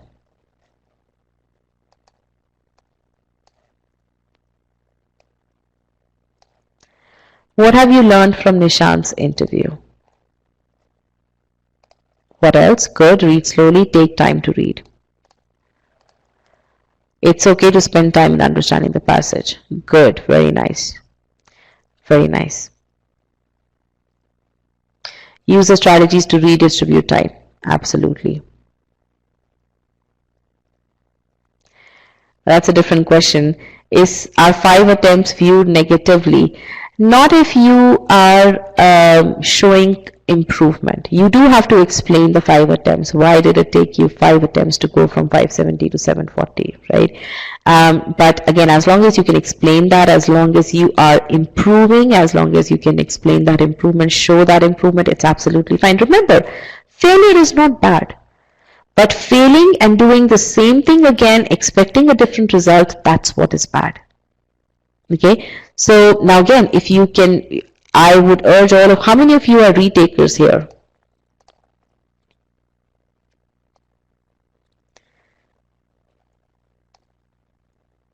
Okay, so about half of the class has already taken the test once. Okay, so if you've already taken the test at least once, I want this next attempt to be the final attempt. Okay, for people who have not taken the test earlier, I don't want you to take the test multiple times. Okay, so learn from the mistakes that other people have done. Okay, and make sure that you don't make those same mistakes. That's why it's very important to keep in touch with these stories, to listen to these interviews and to understand what their pain points were. Why did they falter? Why did they do what they decided to do? What was the rationale behind the decisions that they took? Okay, learn from their failures, and that's the beauty of the world that we live in today. We are all so connected, right? You have such a big community out there, so tap into that community, learn from the failures of those people, learn from how they ultimately became successful. Okay, so I urge all of you to go through all the stories, all the interviews that I share with you today, because that's really going to give you a very, very good idea. That's going to give you a lot more confidence in the plan that you create for your journey towards GMAT. Okay. Okay, so now let's move on to our next passage, and this next passage is really the continuation of the previous thing, but you don't need to keep any of the previous passage in mind, because this is an independent passage. Okay, the context is similar because I didn't want to throw a brand new context in front of you. So can you all please click on no over here in this poll?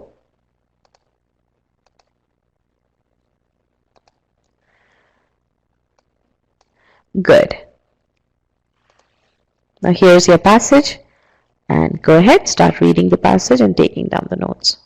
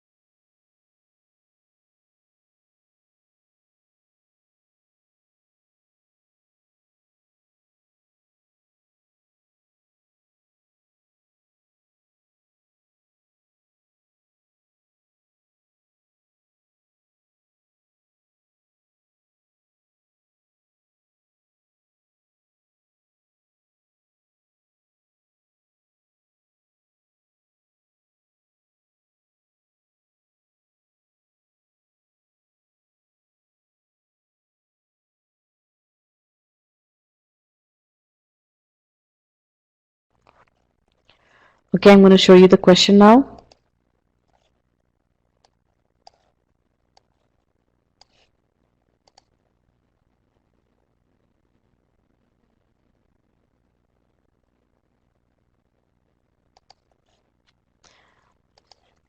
Now this is not your typical GMAT format because I'm asking you to mark more than one choices.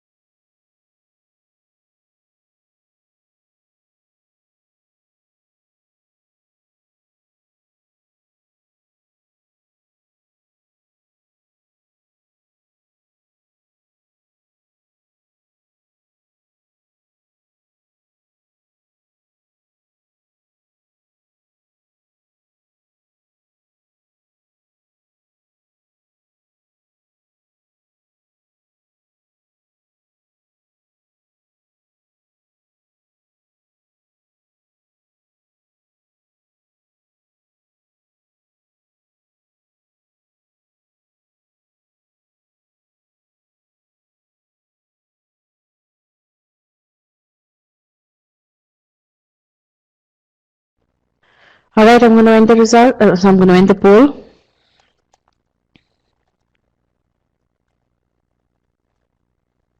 Okay. All right.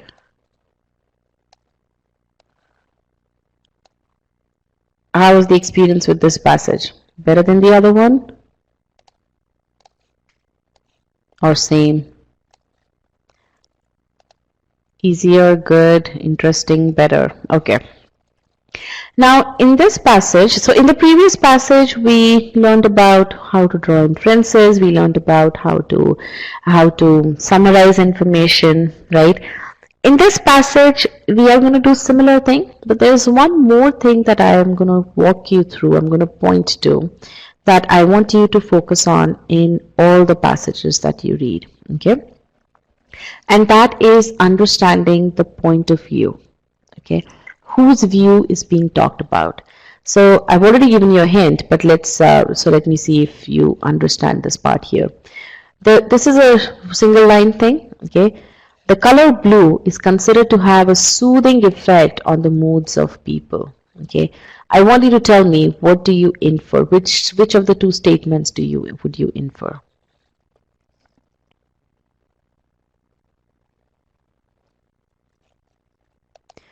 Absolutely, you will infer that some people regard the color blue as soothing. Why is that? What is telling you that only some people regard the color blue as soothing? What gave it away? Absolutely, is considered. Absolutely. So this gave it away. Now, how many of you agree that, okay, so color blue is soothing is a universal fact, right? But because the author is saying that the color blue is considered, this means that you cannot really say for sure that everyone believes that blue is soothing, okay? All the author is saying is that blue is considered to have a soothing effect. He's not saying that everyone thinks that blue is considered to have, that blue has a soothing effect. Okay, so if the sentence was, if the author said that the color blue has a soothing effect, Okay, if he said that color blue has a soothing effect, that's when you would have been able to say that color blue is soothing. Okay, but he's not saying that is what the author is saying is that it's considered. Okay, and that's the reason why. Yeah. So why is this important? Okay, it's important because as you read the passage, I want you to get onto these clues that are there so that you understand whose viewpoint is being talked about. Okay, now I'll go through this passage. Okay, and I'll summarize it for you. But the main part of this passage is really to identify the stuff which I want you to take away from this, the additional stuff apart from applying the reading strategy slowly, is that you identify when a certain thing is specified to you and you identify whose viewpoint that is. Okay, over here in this passage, are deemed to be intimately connected. This is a viewpoint of whose viewpoint has been specified. Tell me. Some people, right? Only some experts, right? Now, let's look at this part here. Some socio-cultural anthropologists. This is again viewpoint of some experts, right? But a few voices have cautioned. This is again viewpoint of some other set of experts, right? So these are these small terms here you need to be very careful about so that you understand whose view is being talked about. In any of these, number 1, number 2 here, and number 3 here, does the author agree or disagree with any of these people? Yes or no? 1, 2, or 3. He neither agrees nor does he disagree. Okay, we don't know what his viewpoint is. So what we can say is that in this case, he's simply acting as a reporter. A reporter's job is to report events. A reporter's job is not to give his or her analysis. Okay, that job is done by news analysts, not by news reporters. News reporters simply ask the questions and they get the information and then they report it. Okay, news analysts actually present their own views. So in this case, for number 1, 2, and 3, the author is simply presenting. He's simply reporting. He's not saying whether he believes in these statements or not. Okay. Now, let's talk about this part here. Okay, so again, this is one of the things that this passage provides, and and I want you to be very cognizant of such indications when you're reading passages. Okay, so now let's start reading the passage the way we typically do. Ethnocentrism and its canonical variants are deemed. So ethnocentrism and some of its variants. Okay, again, canonical, I don't even need to worry about the meaning of that word. Okay, so are deemed to be intimately connected. So EC is deemed to be closely connected with xenophobia. Okay, now xenophobia, let's shorten it up as XP. Okay, now tell me something. What follows after this? What would you call this? What is this entire thing? A complex attitude system cum sentiment structure involving aversion, dislike, and antagonism vis-a-vis the stranger or the alien and everything that the stranger or the alien represents. It's the definition of XP. Okay. Is it an exaggerated definition or a commonly accepted definition? We don't know. The author is not talking about that, right? The author is simply saying what xenophobia is. So it's a commonly accepted definition, right? Okay, so again, you don't need to question it whether it's exaggerated or not. I was just bringing that from the previous paragraph. So again, over here, this is the definition. Now, does the author agree with this definition? Yes or no?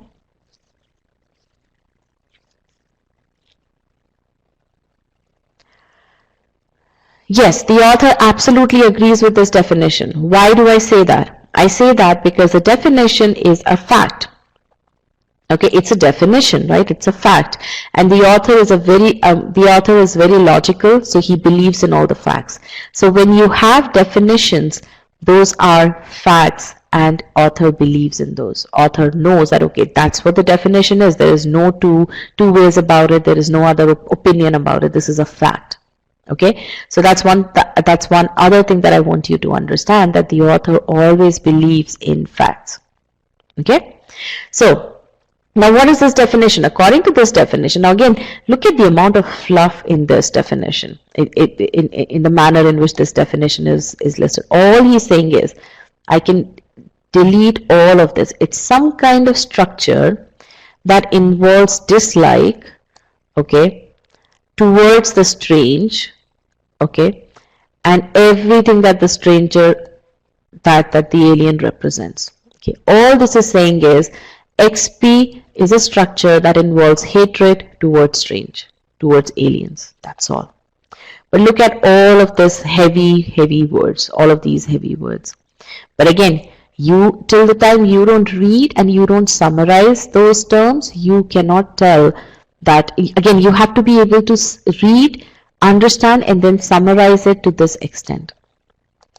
Okay, so again, this is a simple definition. There is a hatred towards the aliens. Okay, XP involves hatred towards aliens. Okay, now let's read further. Some sociocultural anthropologists even considered XP and EC opposite sides of same coin. Now read this part here. Let me get rid of all of this other stuff here. I want you to focus on just this part. Some experts, so only some experts, even considered XP and EC opposite sides of the same coin. Tell me, why has the author used the word even?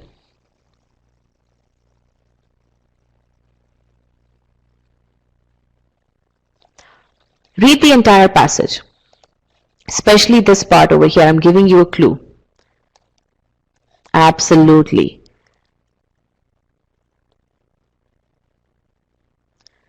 This is the clue here.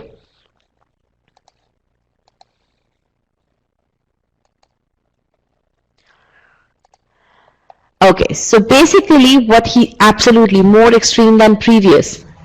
That is what the author intends to say. The author earlier said that there are some people who think that these two, EC and XP, are closely connected. Okay, not only that, now he's telling that, okay, there are these other group of experts who take that connection to an extreme, who even think that EC and XP are opposite sides of the same coin.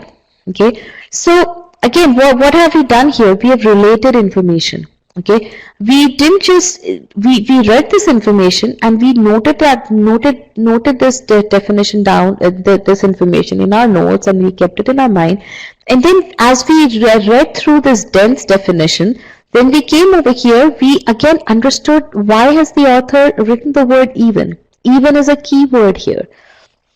Okay, when we read the word even, because we had already summarized the previous part of the passage, we automatically knew, okay, the author is now going to tell something that takes the initial claim that he made from some people to another level. And that's what we see over here. Now when we read, consider XP and EC opposite sides of the same coin, we are not reading this as a separate entity, as an independent entity. We are reading it in the context of what the author has already told us. Right?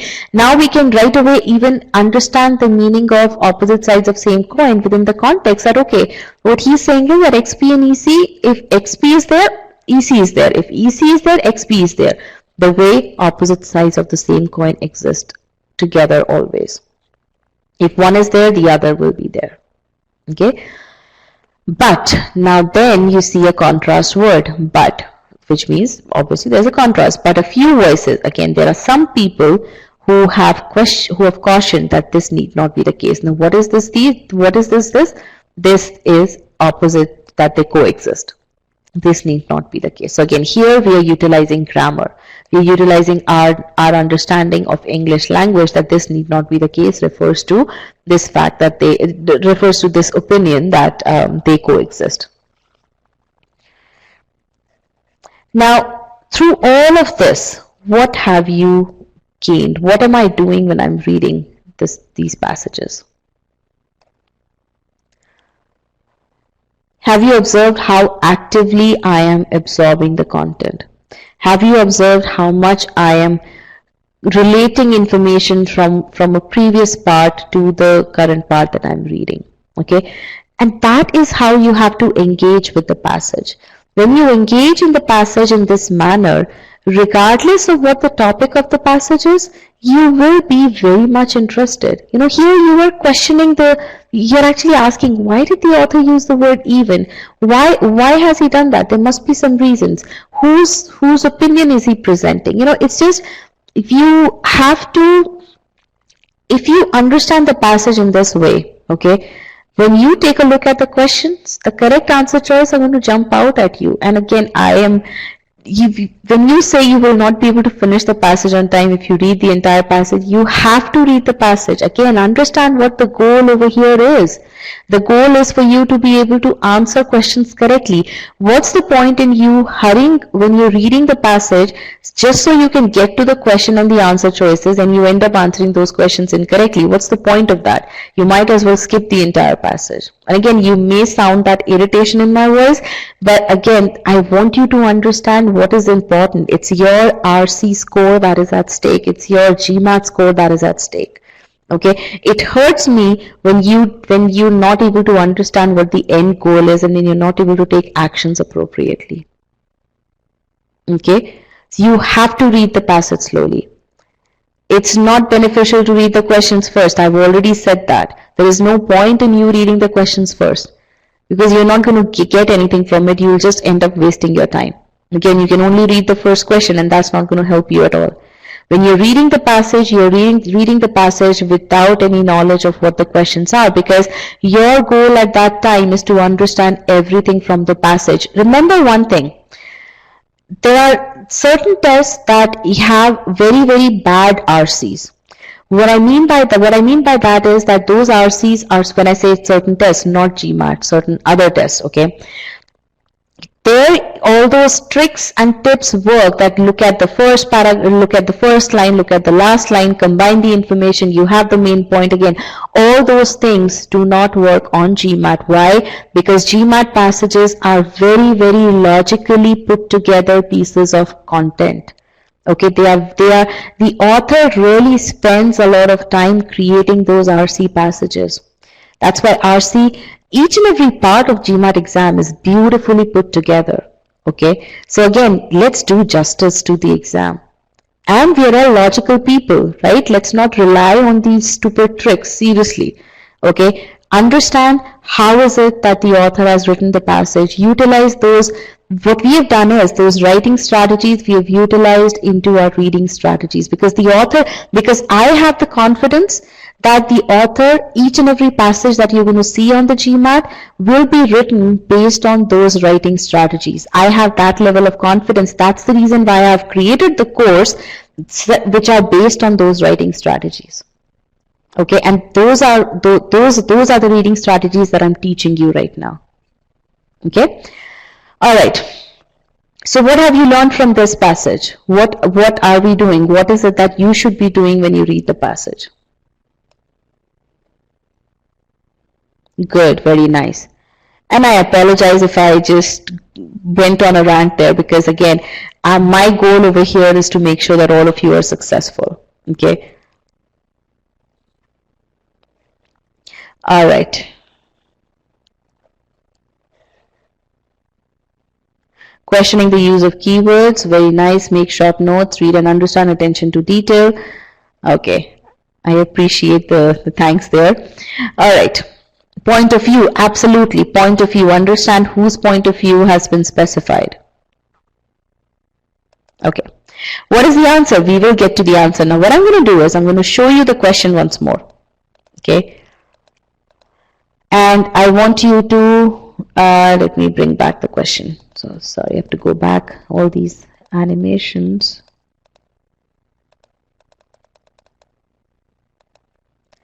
I want you to answer the question again. Okay, and again, look at it from the standpoint of the viewpoint that has been specified. Okay, and one thing that I want all of you to understand is the author you cannot infer anything on which the author has not given any opinion. Okay, that's one thing. Secondly, the author agrees with all the facts in the system, in the passage, which means that those facts can be inferred. Okay, so inference is always from the point of view of the author. If the author has not given any opinion, you cannot, on that particular thing, you cannot infer that. Okay, author agrees with all the facts, so a fact can very well be, the information from the fact can very well be inferred. Now go ahead and see if you want to change any of the answer choices.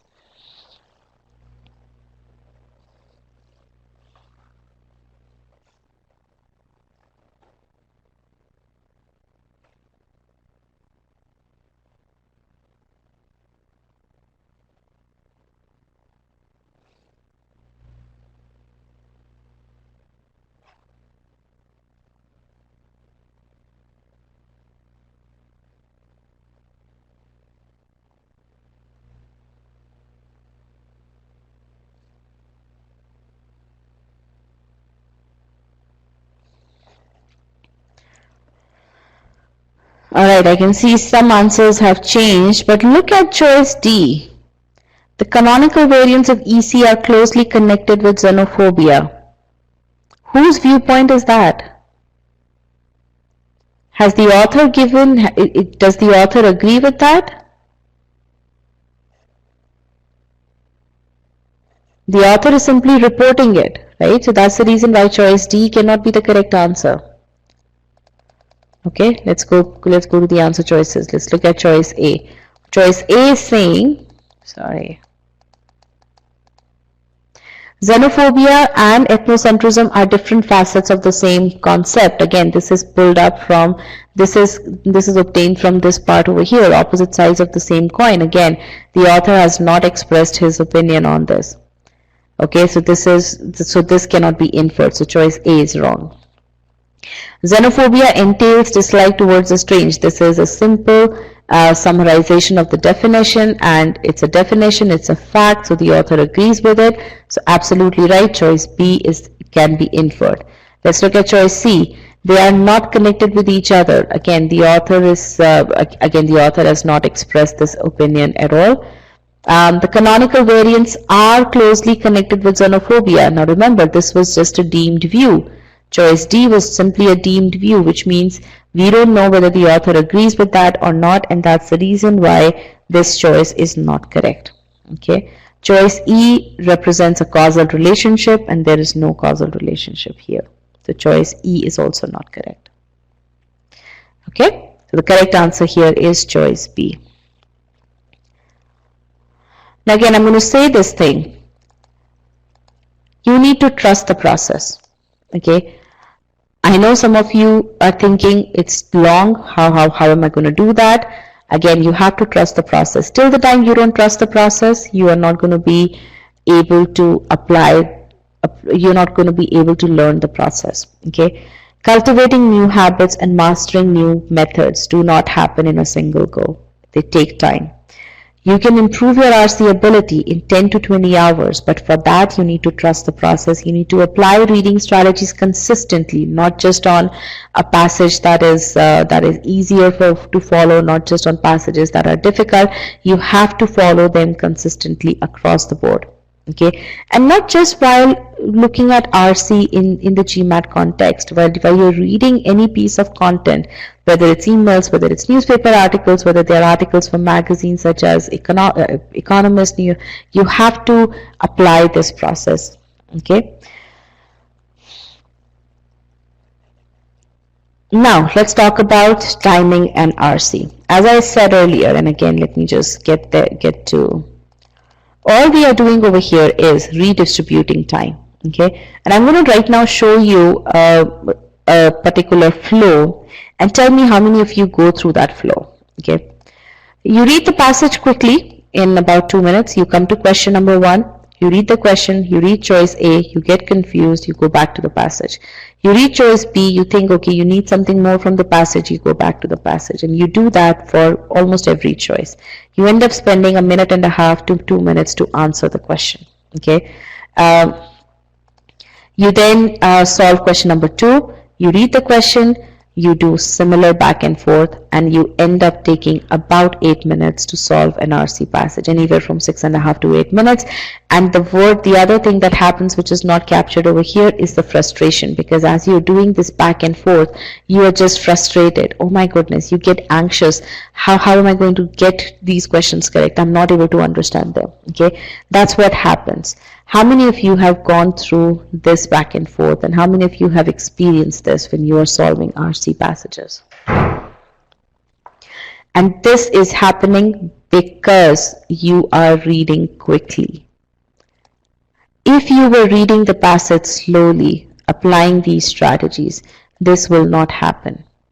Okay, so if you spend, let's say, 4 minutes, okay, 2.5 to 4 minutes, okay, you will, again, 2.5 is a little bit on those lower side, but I would say if you spend 4 minutes in reading the passage, you come to question number 1, okay, you read choice A, you read choice B, you automatically know what is wrong. Okay, you automatically have all the information because you spent that extra time in reading the passage. You automatically know, oh, this cannot be the right answer.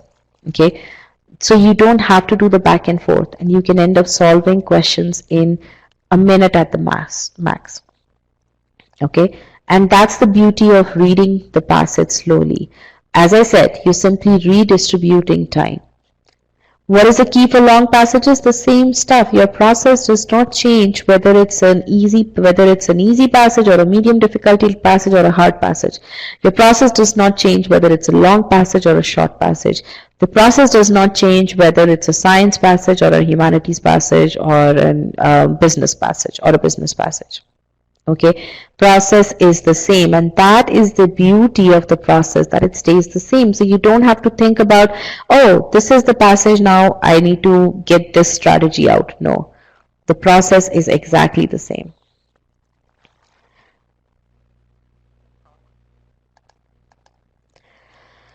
So what I'll say is that, again, for people who have achieved 90% of comprehension, okay, they just need 2 minutes to answer the 3 questions that are posed.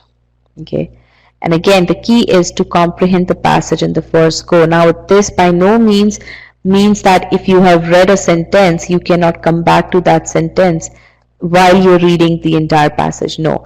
What I mean by first read, what I mean to say is that when you look at the question, you should already have absolute clear idea as to what the passage is saying. Okay, now again, if you read for 4 minutes, this will also be 7 minutes. Remember, the more time you spend reading the passage, the less time you will spend in answering the questions. Okay, that's the key over here. You're simply redistributing the time. Okay, GMAT RC can be mastered. In fact, it's the easiest section to master. Okay, now this is a comeback story of a student who was not able to do well because of RC and was eventually able to ace GMAT because she mastered GMAT RC. In her first attempt, she bombed her RC. Okay, I would come across an RC in the middle of my marks, I would feel low and lose time and thereby end up rushing through my SC and CR questions as well. So she messed up her CR and SC because of RC. And just think about it this way. Think about it logically. Just close your eyes and just listen to what I'm saying here. RC is the most dense part of your test, right?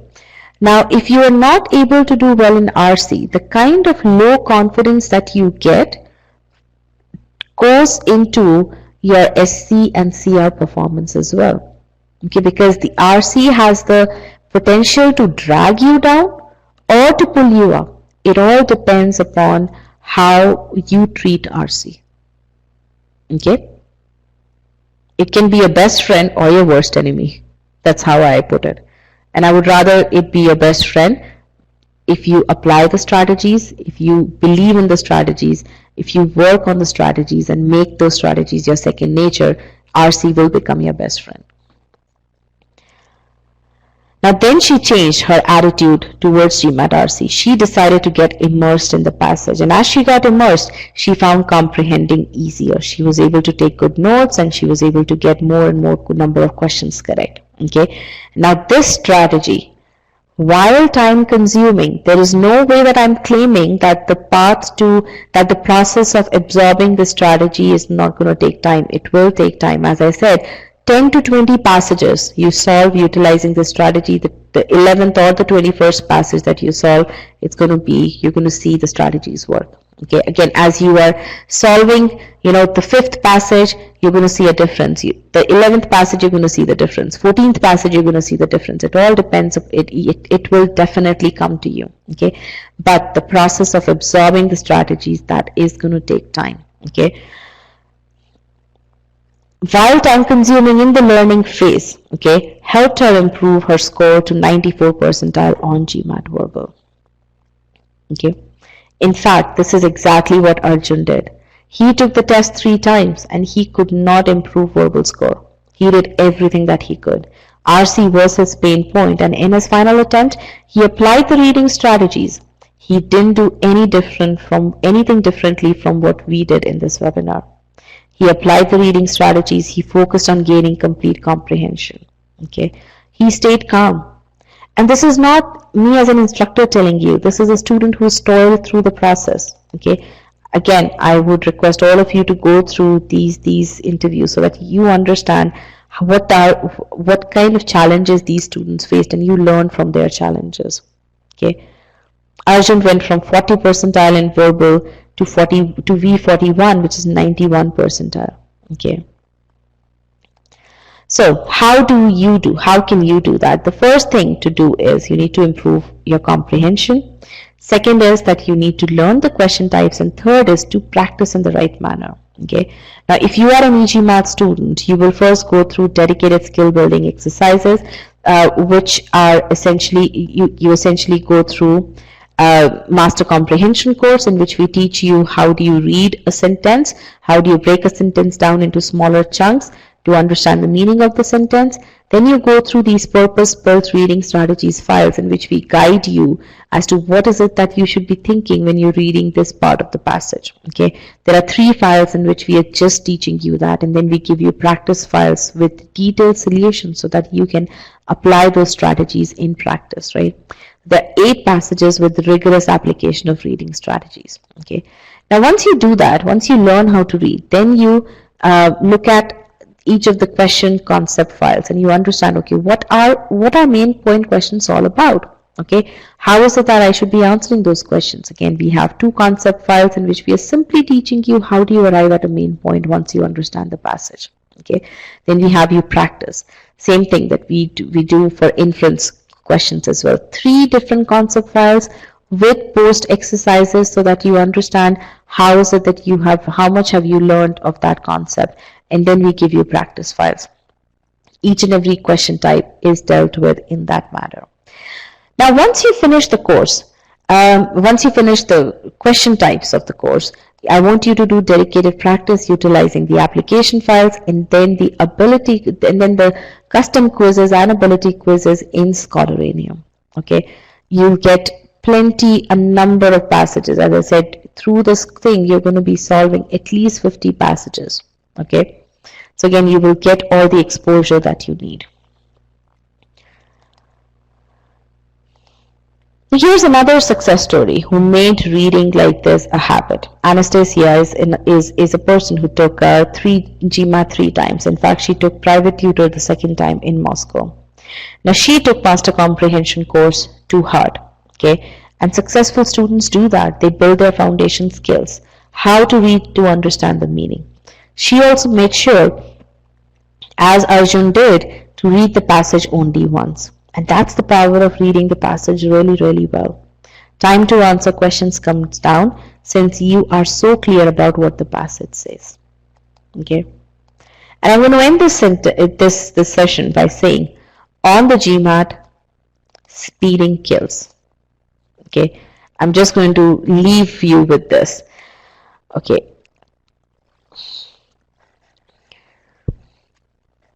Alright, so with this we've come to the end of this second part of the session, and I'm going to open the podium up for any other questions that you may have. And I've cleared out all the question and answers from this part, so you can put in your questions there. so that I can answer your questions. And while I do that, I would want you to also put the rating over here for the session. What did you like? And I would want some subjective feedback as well. So let me post that poll as well over here.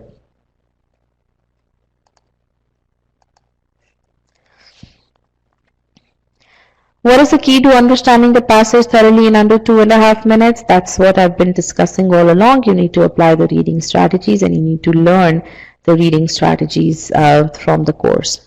Okay.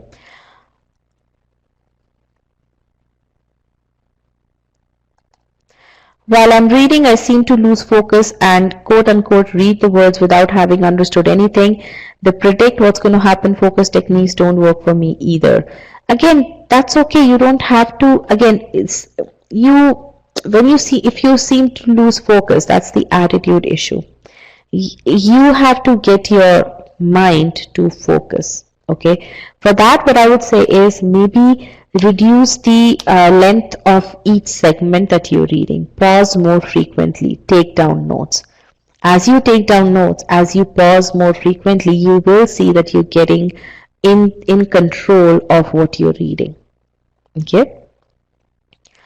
What if I don't know the meaning of entail? Now, entail is not a difficult vocabulary word. It's used in GMAT level of English, right? So again, if you don't know the meaning of entail, when you come across it in the passage, open up the dictionary and understand the meaning, okay? Or understand it from the context of the solution, okay? That's something which you definitely do need to know.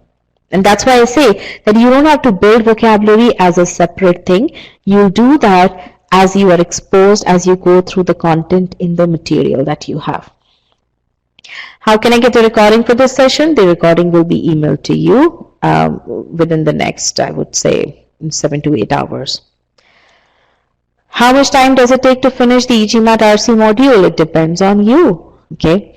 Again, it's not a cookie cutter course. As I said, some people will take longer, some people will not. But I would say anywhere from 10 to 20 hours, you should be able to build the skills. Okay, for RC, it's difficult for me to go back and locate the parts of the passage that are relevant for the questions. I find myself scanning the entire passage from time to time because I don't know where to look, wasting tons of time. Again, you're not taking notes. That's what is happening. You're not summarizing, you're not taking down notes. If you summarize, this is not going to happen. Okay. Do we have any RC passage practice questions? Not in this session, but if you look at the free trial, if you take a look at Scholaranium, you have lots of practice questions. Okay.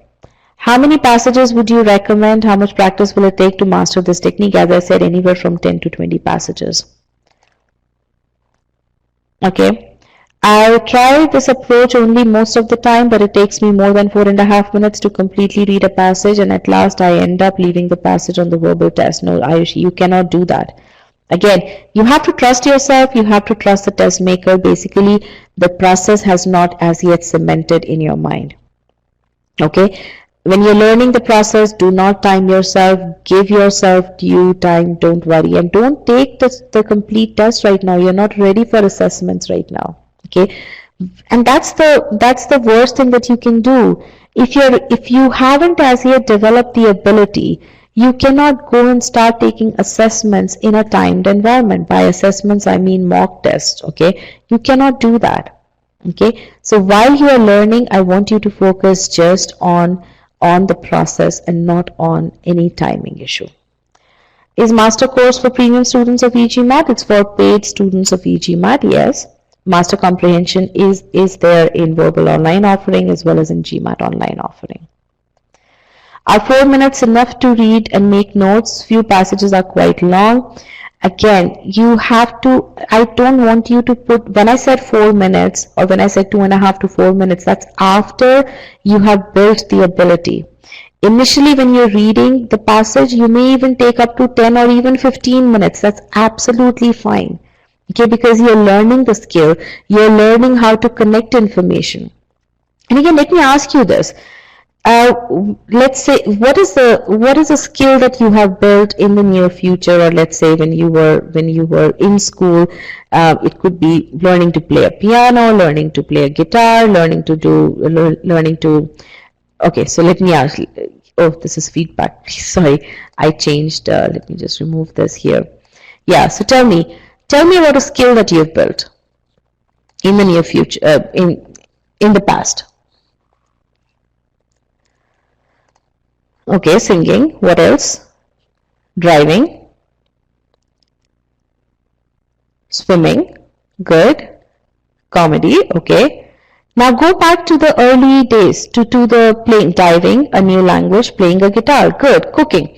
Now go back to the early days of skill development, skill building.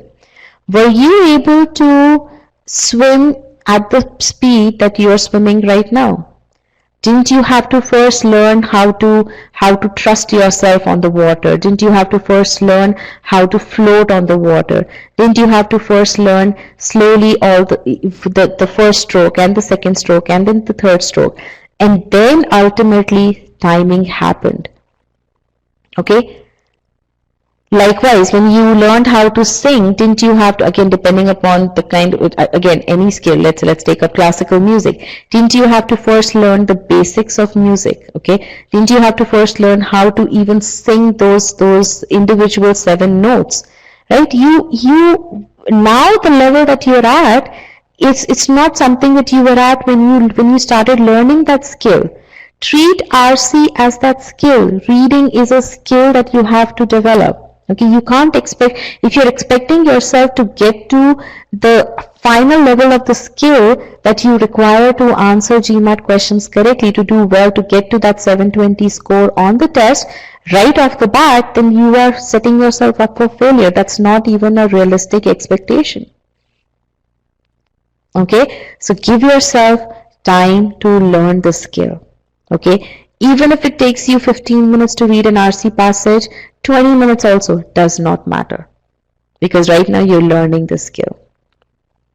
Does directly practicing RC in official GMAT verbal guide good? Definitely not. Okay, again, when you're solving questions, you need to solve questions with a certain intent in mind. Why are you solving questions? Just solving questions, just practicing questions is not going to help you. You need to have the right kind of material that guides you. How is it, what is it that you're doing, that evaluates you, that gives you that kind of feedback. Okay. I type faster but I write slower. What would you suggest for note taking? It's up to you. If you feel that you type faster, you actually open up a Word doc on the side, or OneNote, or whatever note taking thing you use, and you simply type it up. That's absolutely fine. Again, I do understand that you will not have facility or you will not be able to type when you're taking the actual test. But right now, when you're learning when you're learning the skill, I want you to reduce the number of variables.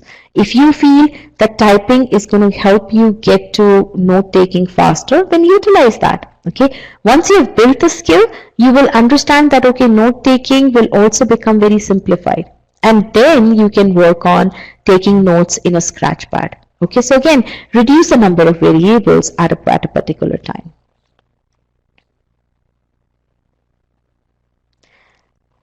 Okay, the passages are longer than presented here. Absolutely right. That's what I started the session with, that these are going to be smaller passages, because my intent is to expose you to the reading strategies, to tell you how reading strategies work. Okay, now when you go into the course, you are going to see proper full-length passages, the kind of passages that you are going to see in the GMAT. Okay. Alright, so I am going to, what are the keywords you need to look out for? Again, go through the course. You will see, as you are going through all the practice content, you are going to identify what kind of keywords we are pausing at, what kind of keywords we are trying to understand. That's how, again, I cannot really give you an exhaustive list. And again, you should not be memorizing these things. Okay, these things, if you are utilizing appropriate course content to prepare, all of these things are built into the course content. Okay, the vocabulary that you need, the keywords that you need to focus on, all of those are built into the course, and that's why utilizing the right kind of material is very, very important. Okay, each and every passage that's there in the course has been modeled after going through all of the official content that exists. Okay, and that's how we have come up with the content. Okay, all right, so can I finish, where was that? Do you recommend taking mental notes or taking actual notes when summarizing the passage? No mental notes. I want you to take actual notes on paper or on the screen, as I was telling earlier. Again, in the test, because initially when you're learning the skill, I want your mind to be simply processing and not storing information. Okay, again, you have to make sure that you utilize your mind, you utilize your brain for the right intent, for the right purpose. Okay, so I don't want you to use your brain to store information, and that's why your brain should be utilized in understanding the information, in analyzing the information, and not in storing it. That's why note taking is very important. Is 1 month enough for GMAT prep if given dedicated time? Depends on what your starting abilities are. So after this session, go into gmatplanner.com, figure out what your starting abilities are. The planner is going to give you the time that you need to get from your starting to your ending ability.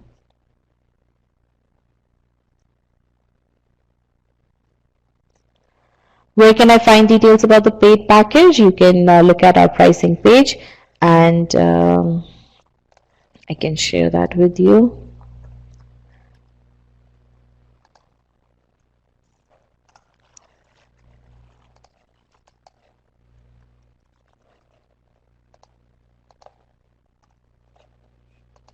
All right. Hardik, you can write to us at support@e-gmat.com with this request, and we can see what we can do. Okay. All right.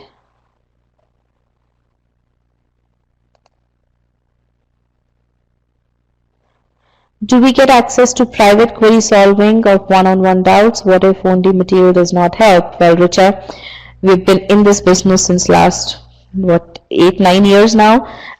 This material definitely works. But again, if you do have questions on the content, we do offer forum support through which we answer questions within a business day.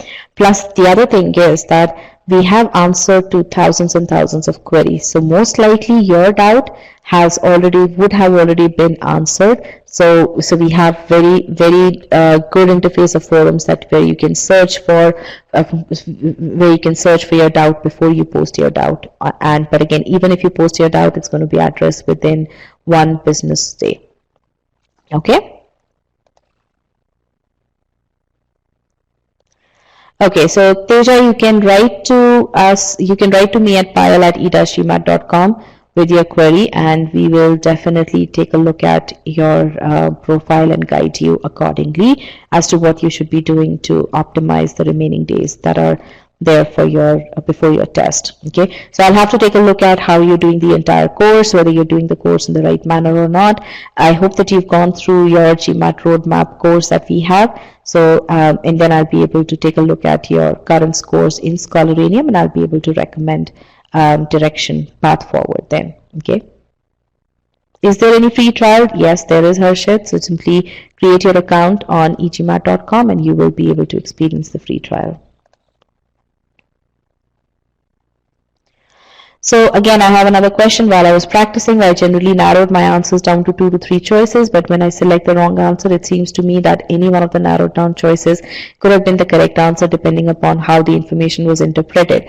Again, the kind of things that you're telling me are all indicative of the fact that you don't have the right level of understanding of the passage, because if you do understand the passage, these are all clues which are telling me that you haven't done the previous analysis appropriately, the previous steps appropriately, and that's why you are having problem down the road.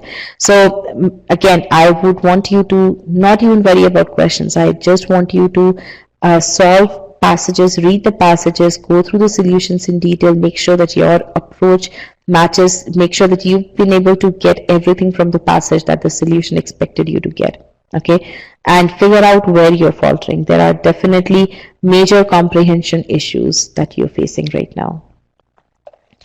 Okay, all right then. With this, I'm going to end this session here, and I wish you all the very best for your preparation. Let us know how we can be of help, and again, good luck.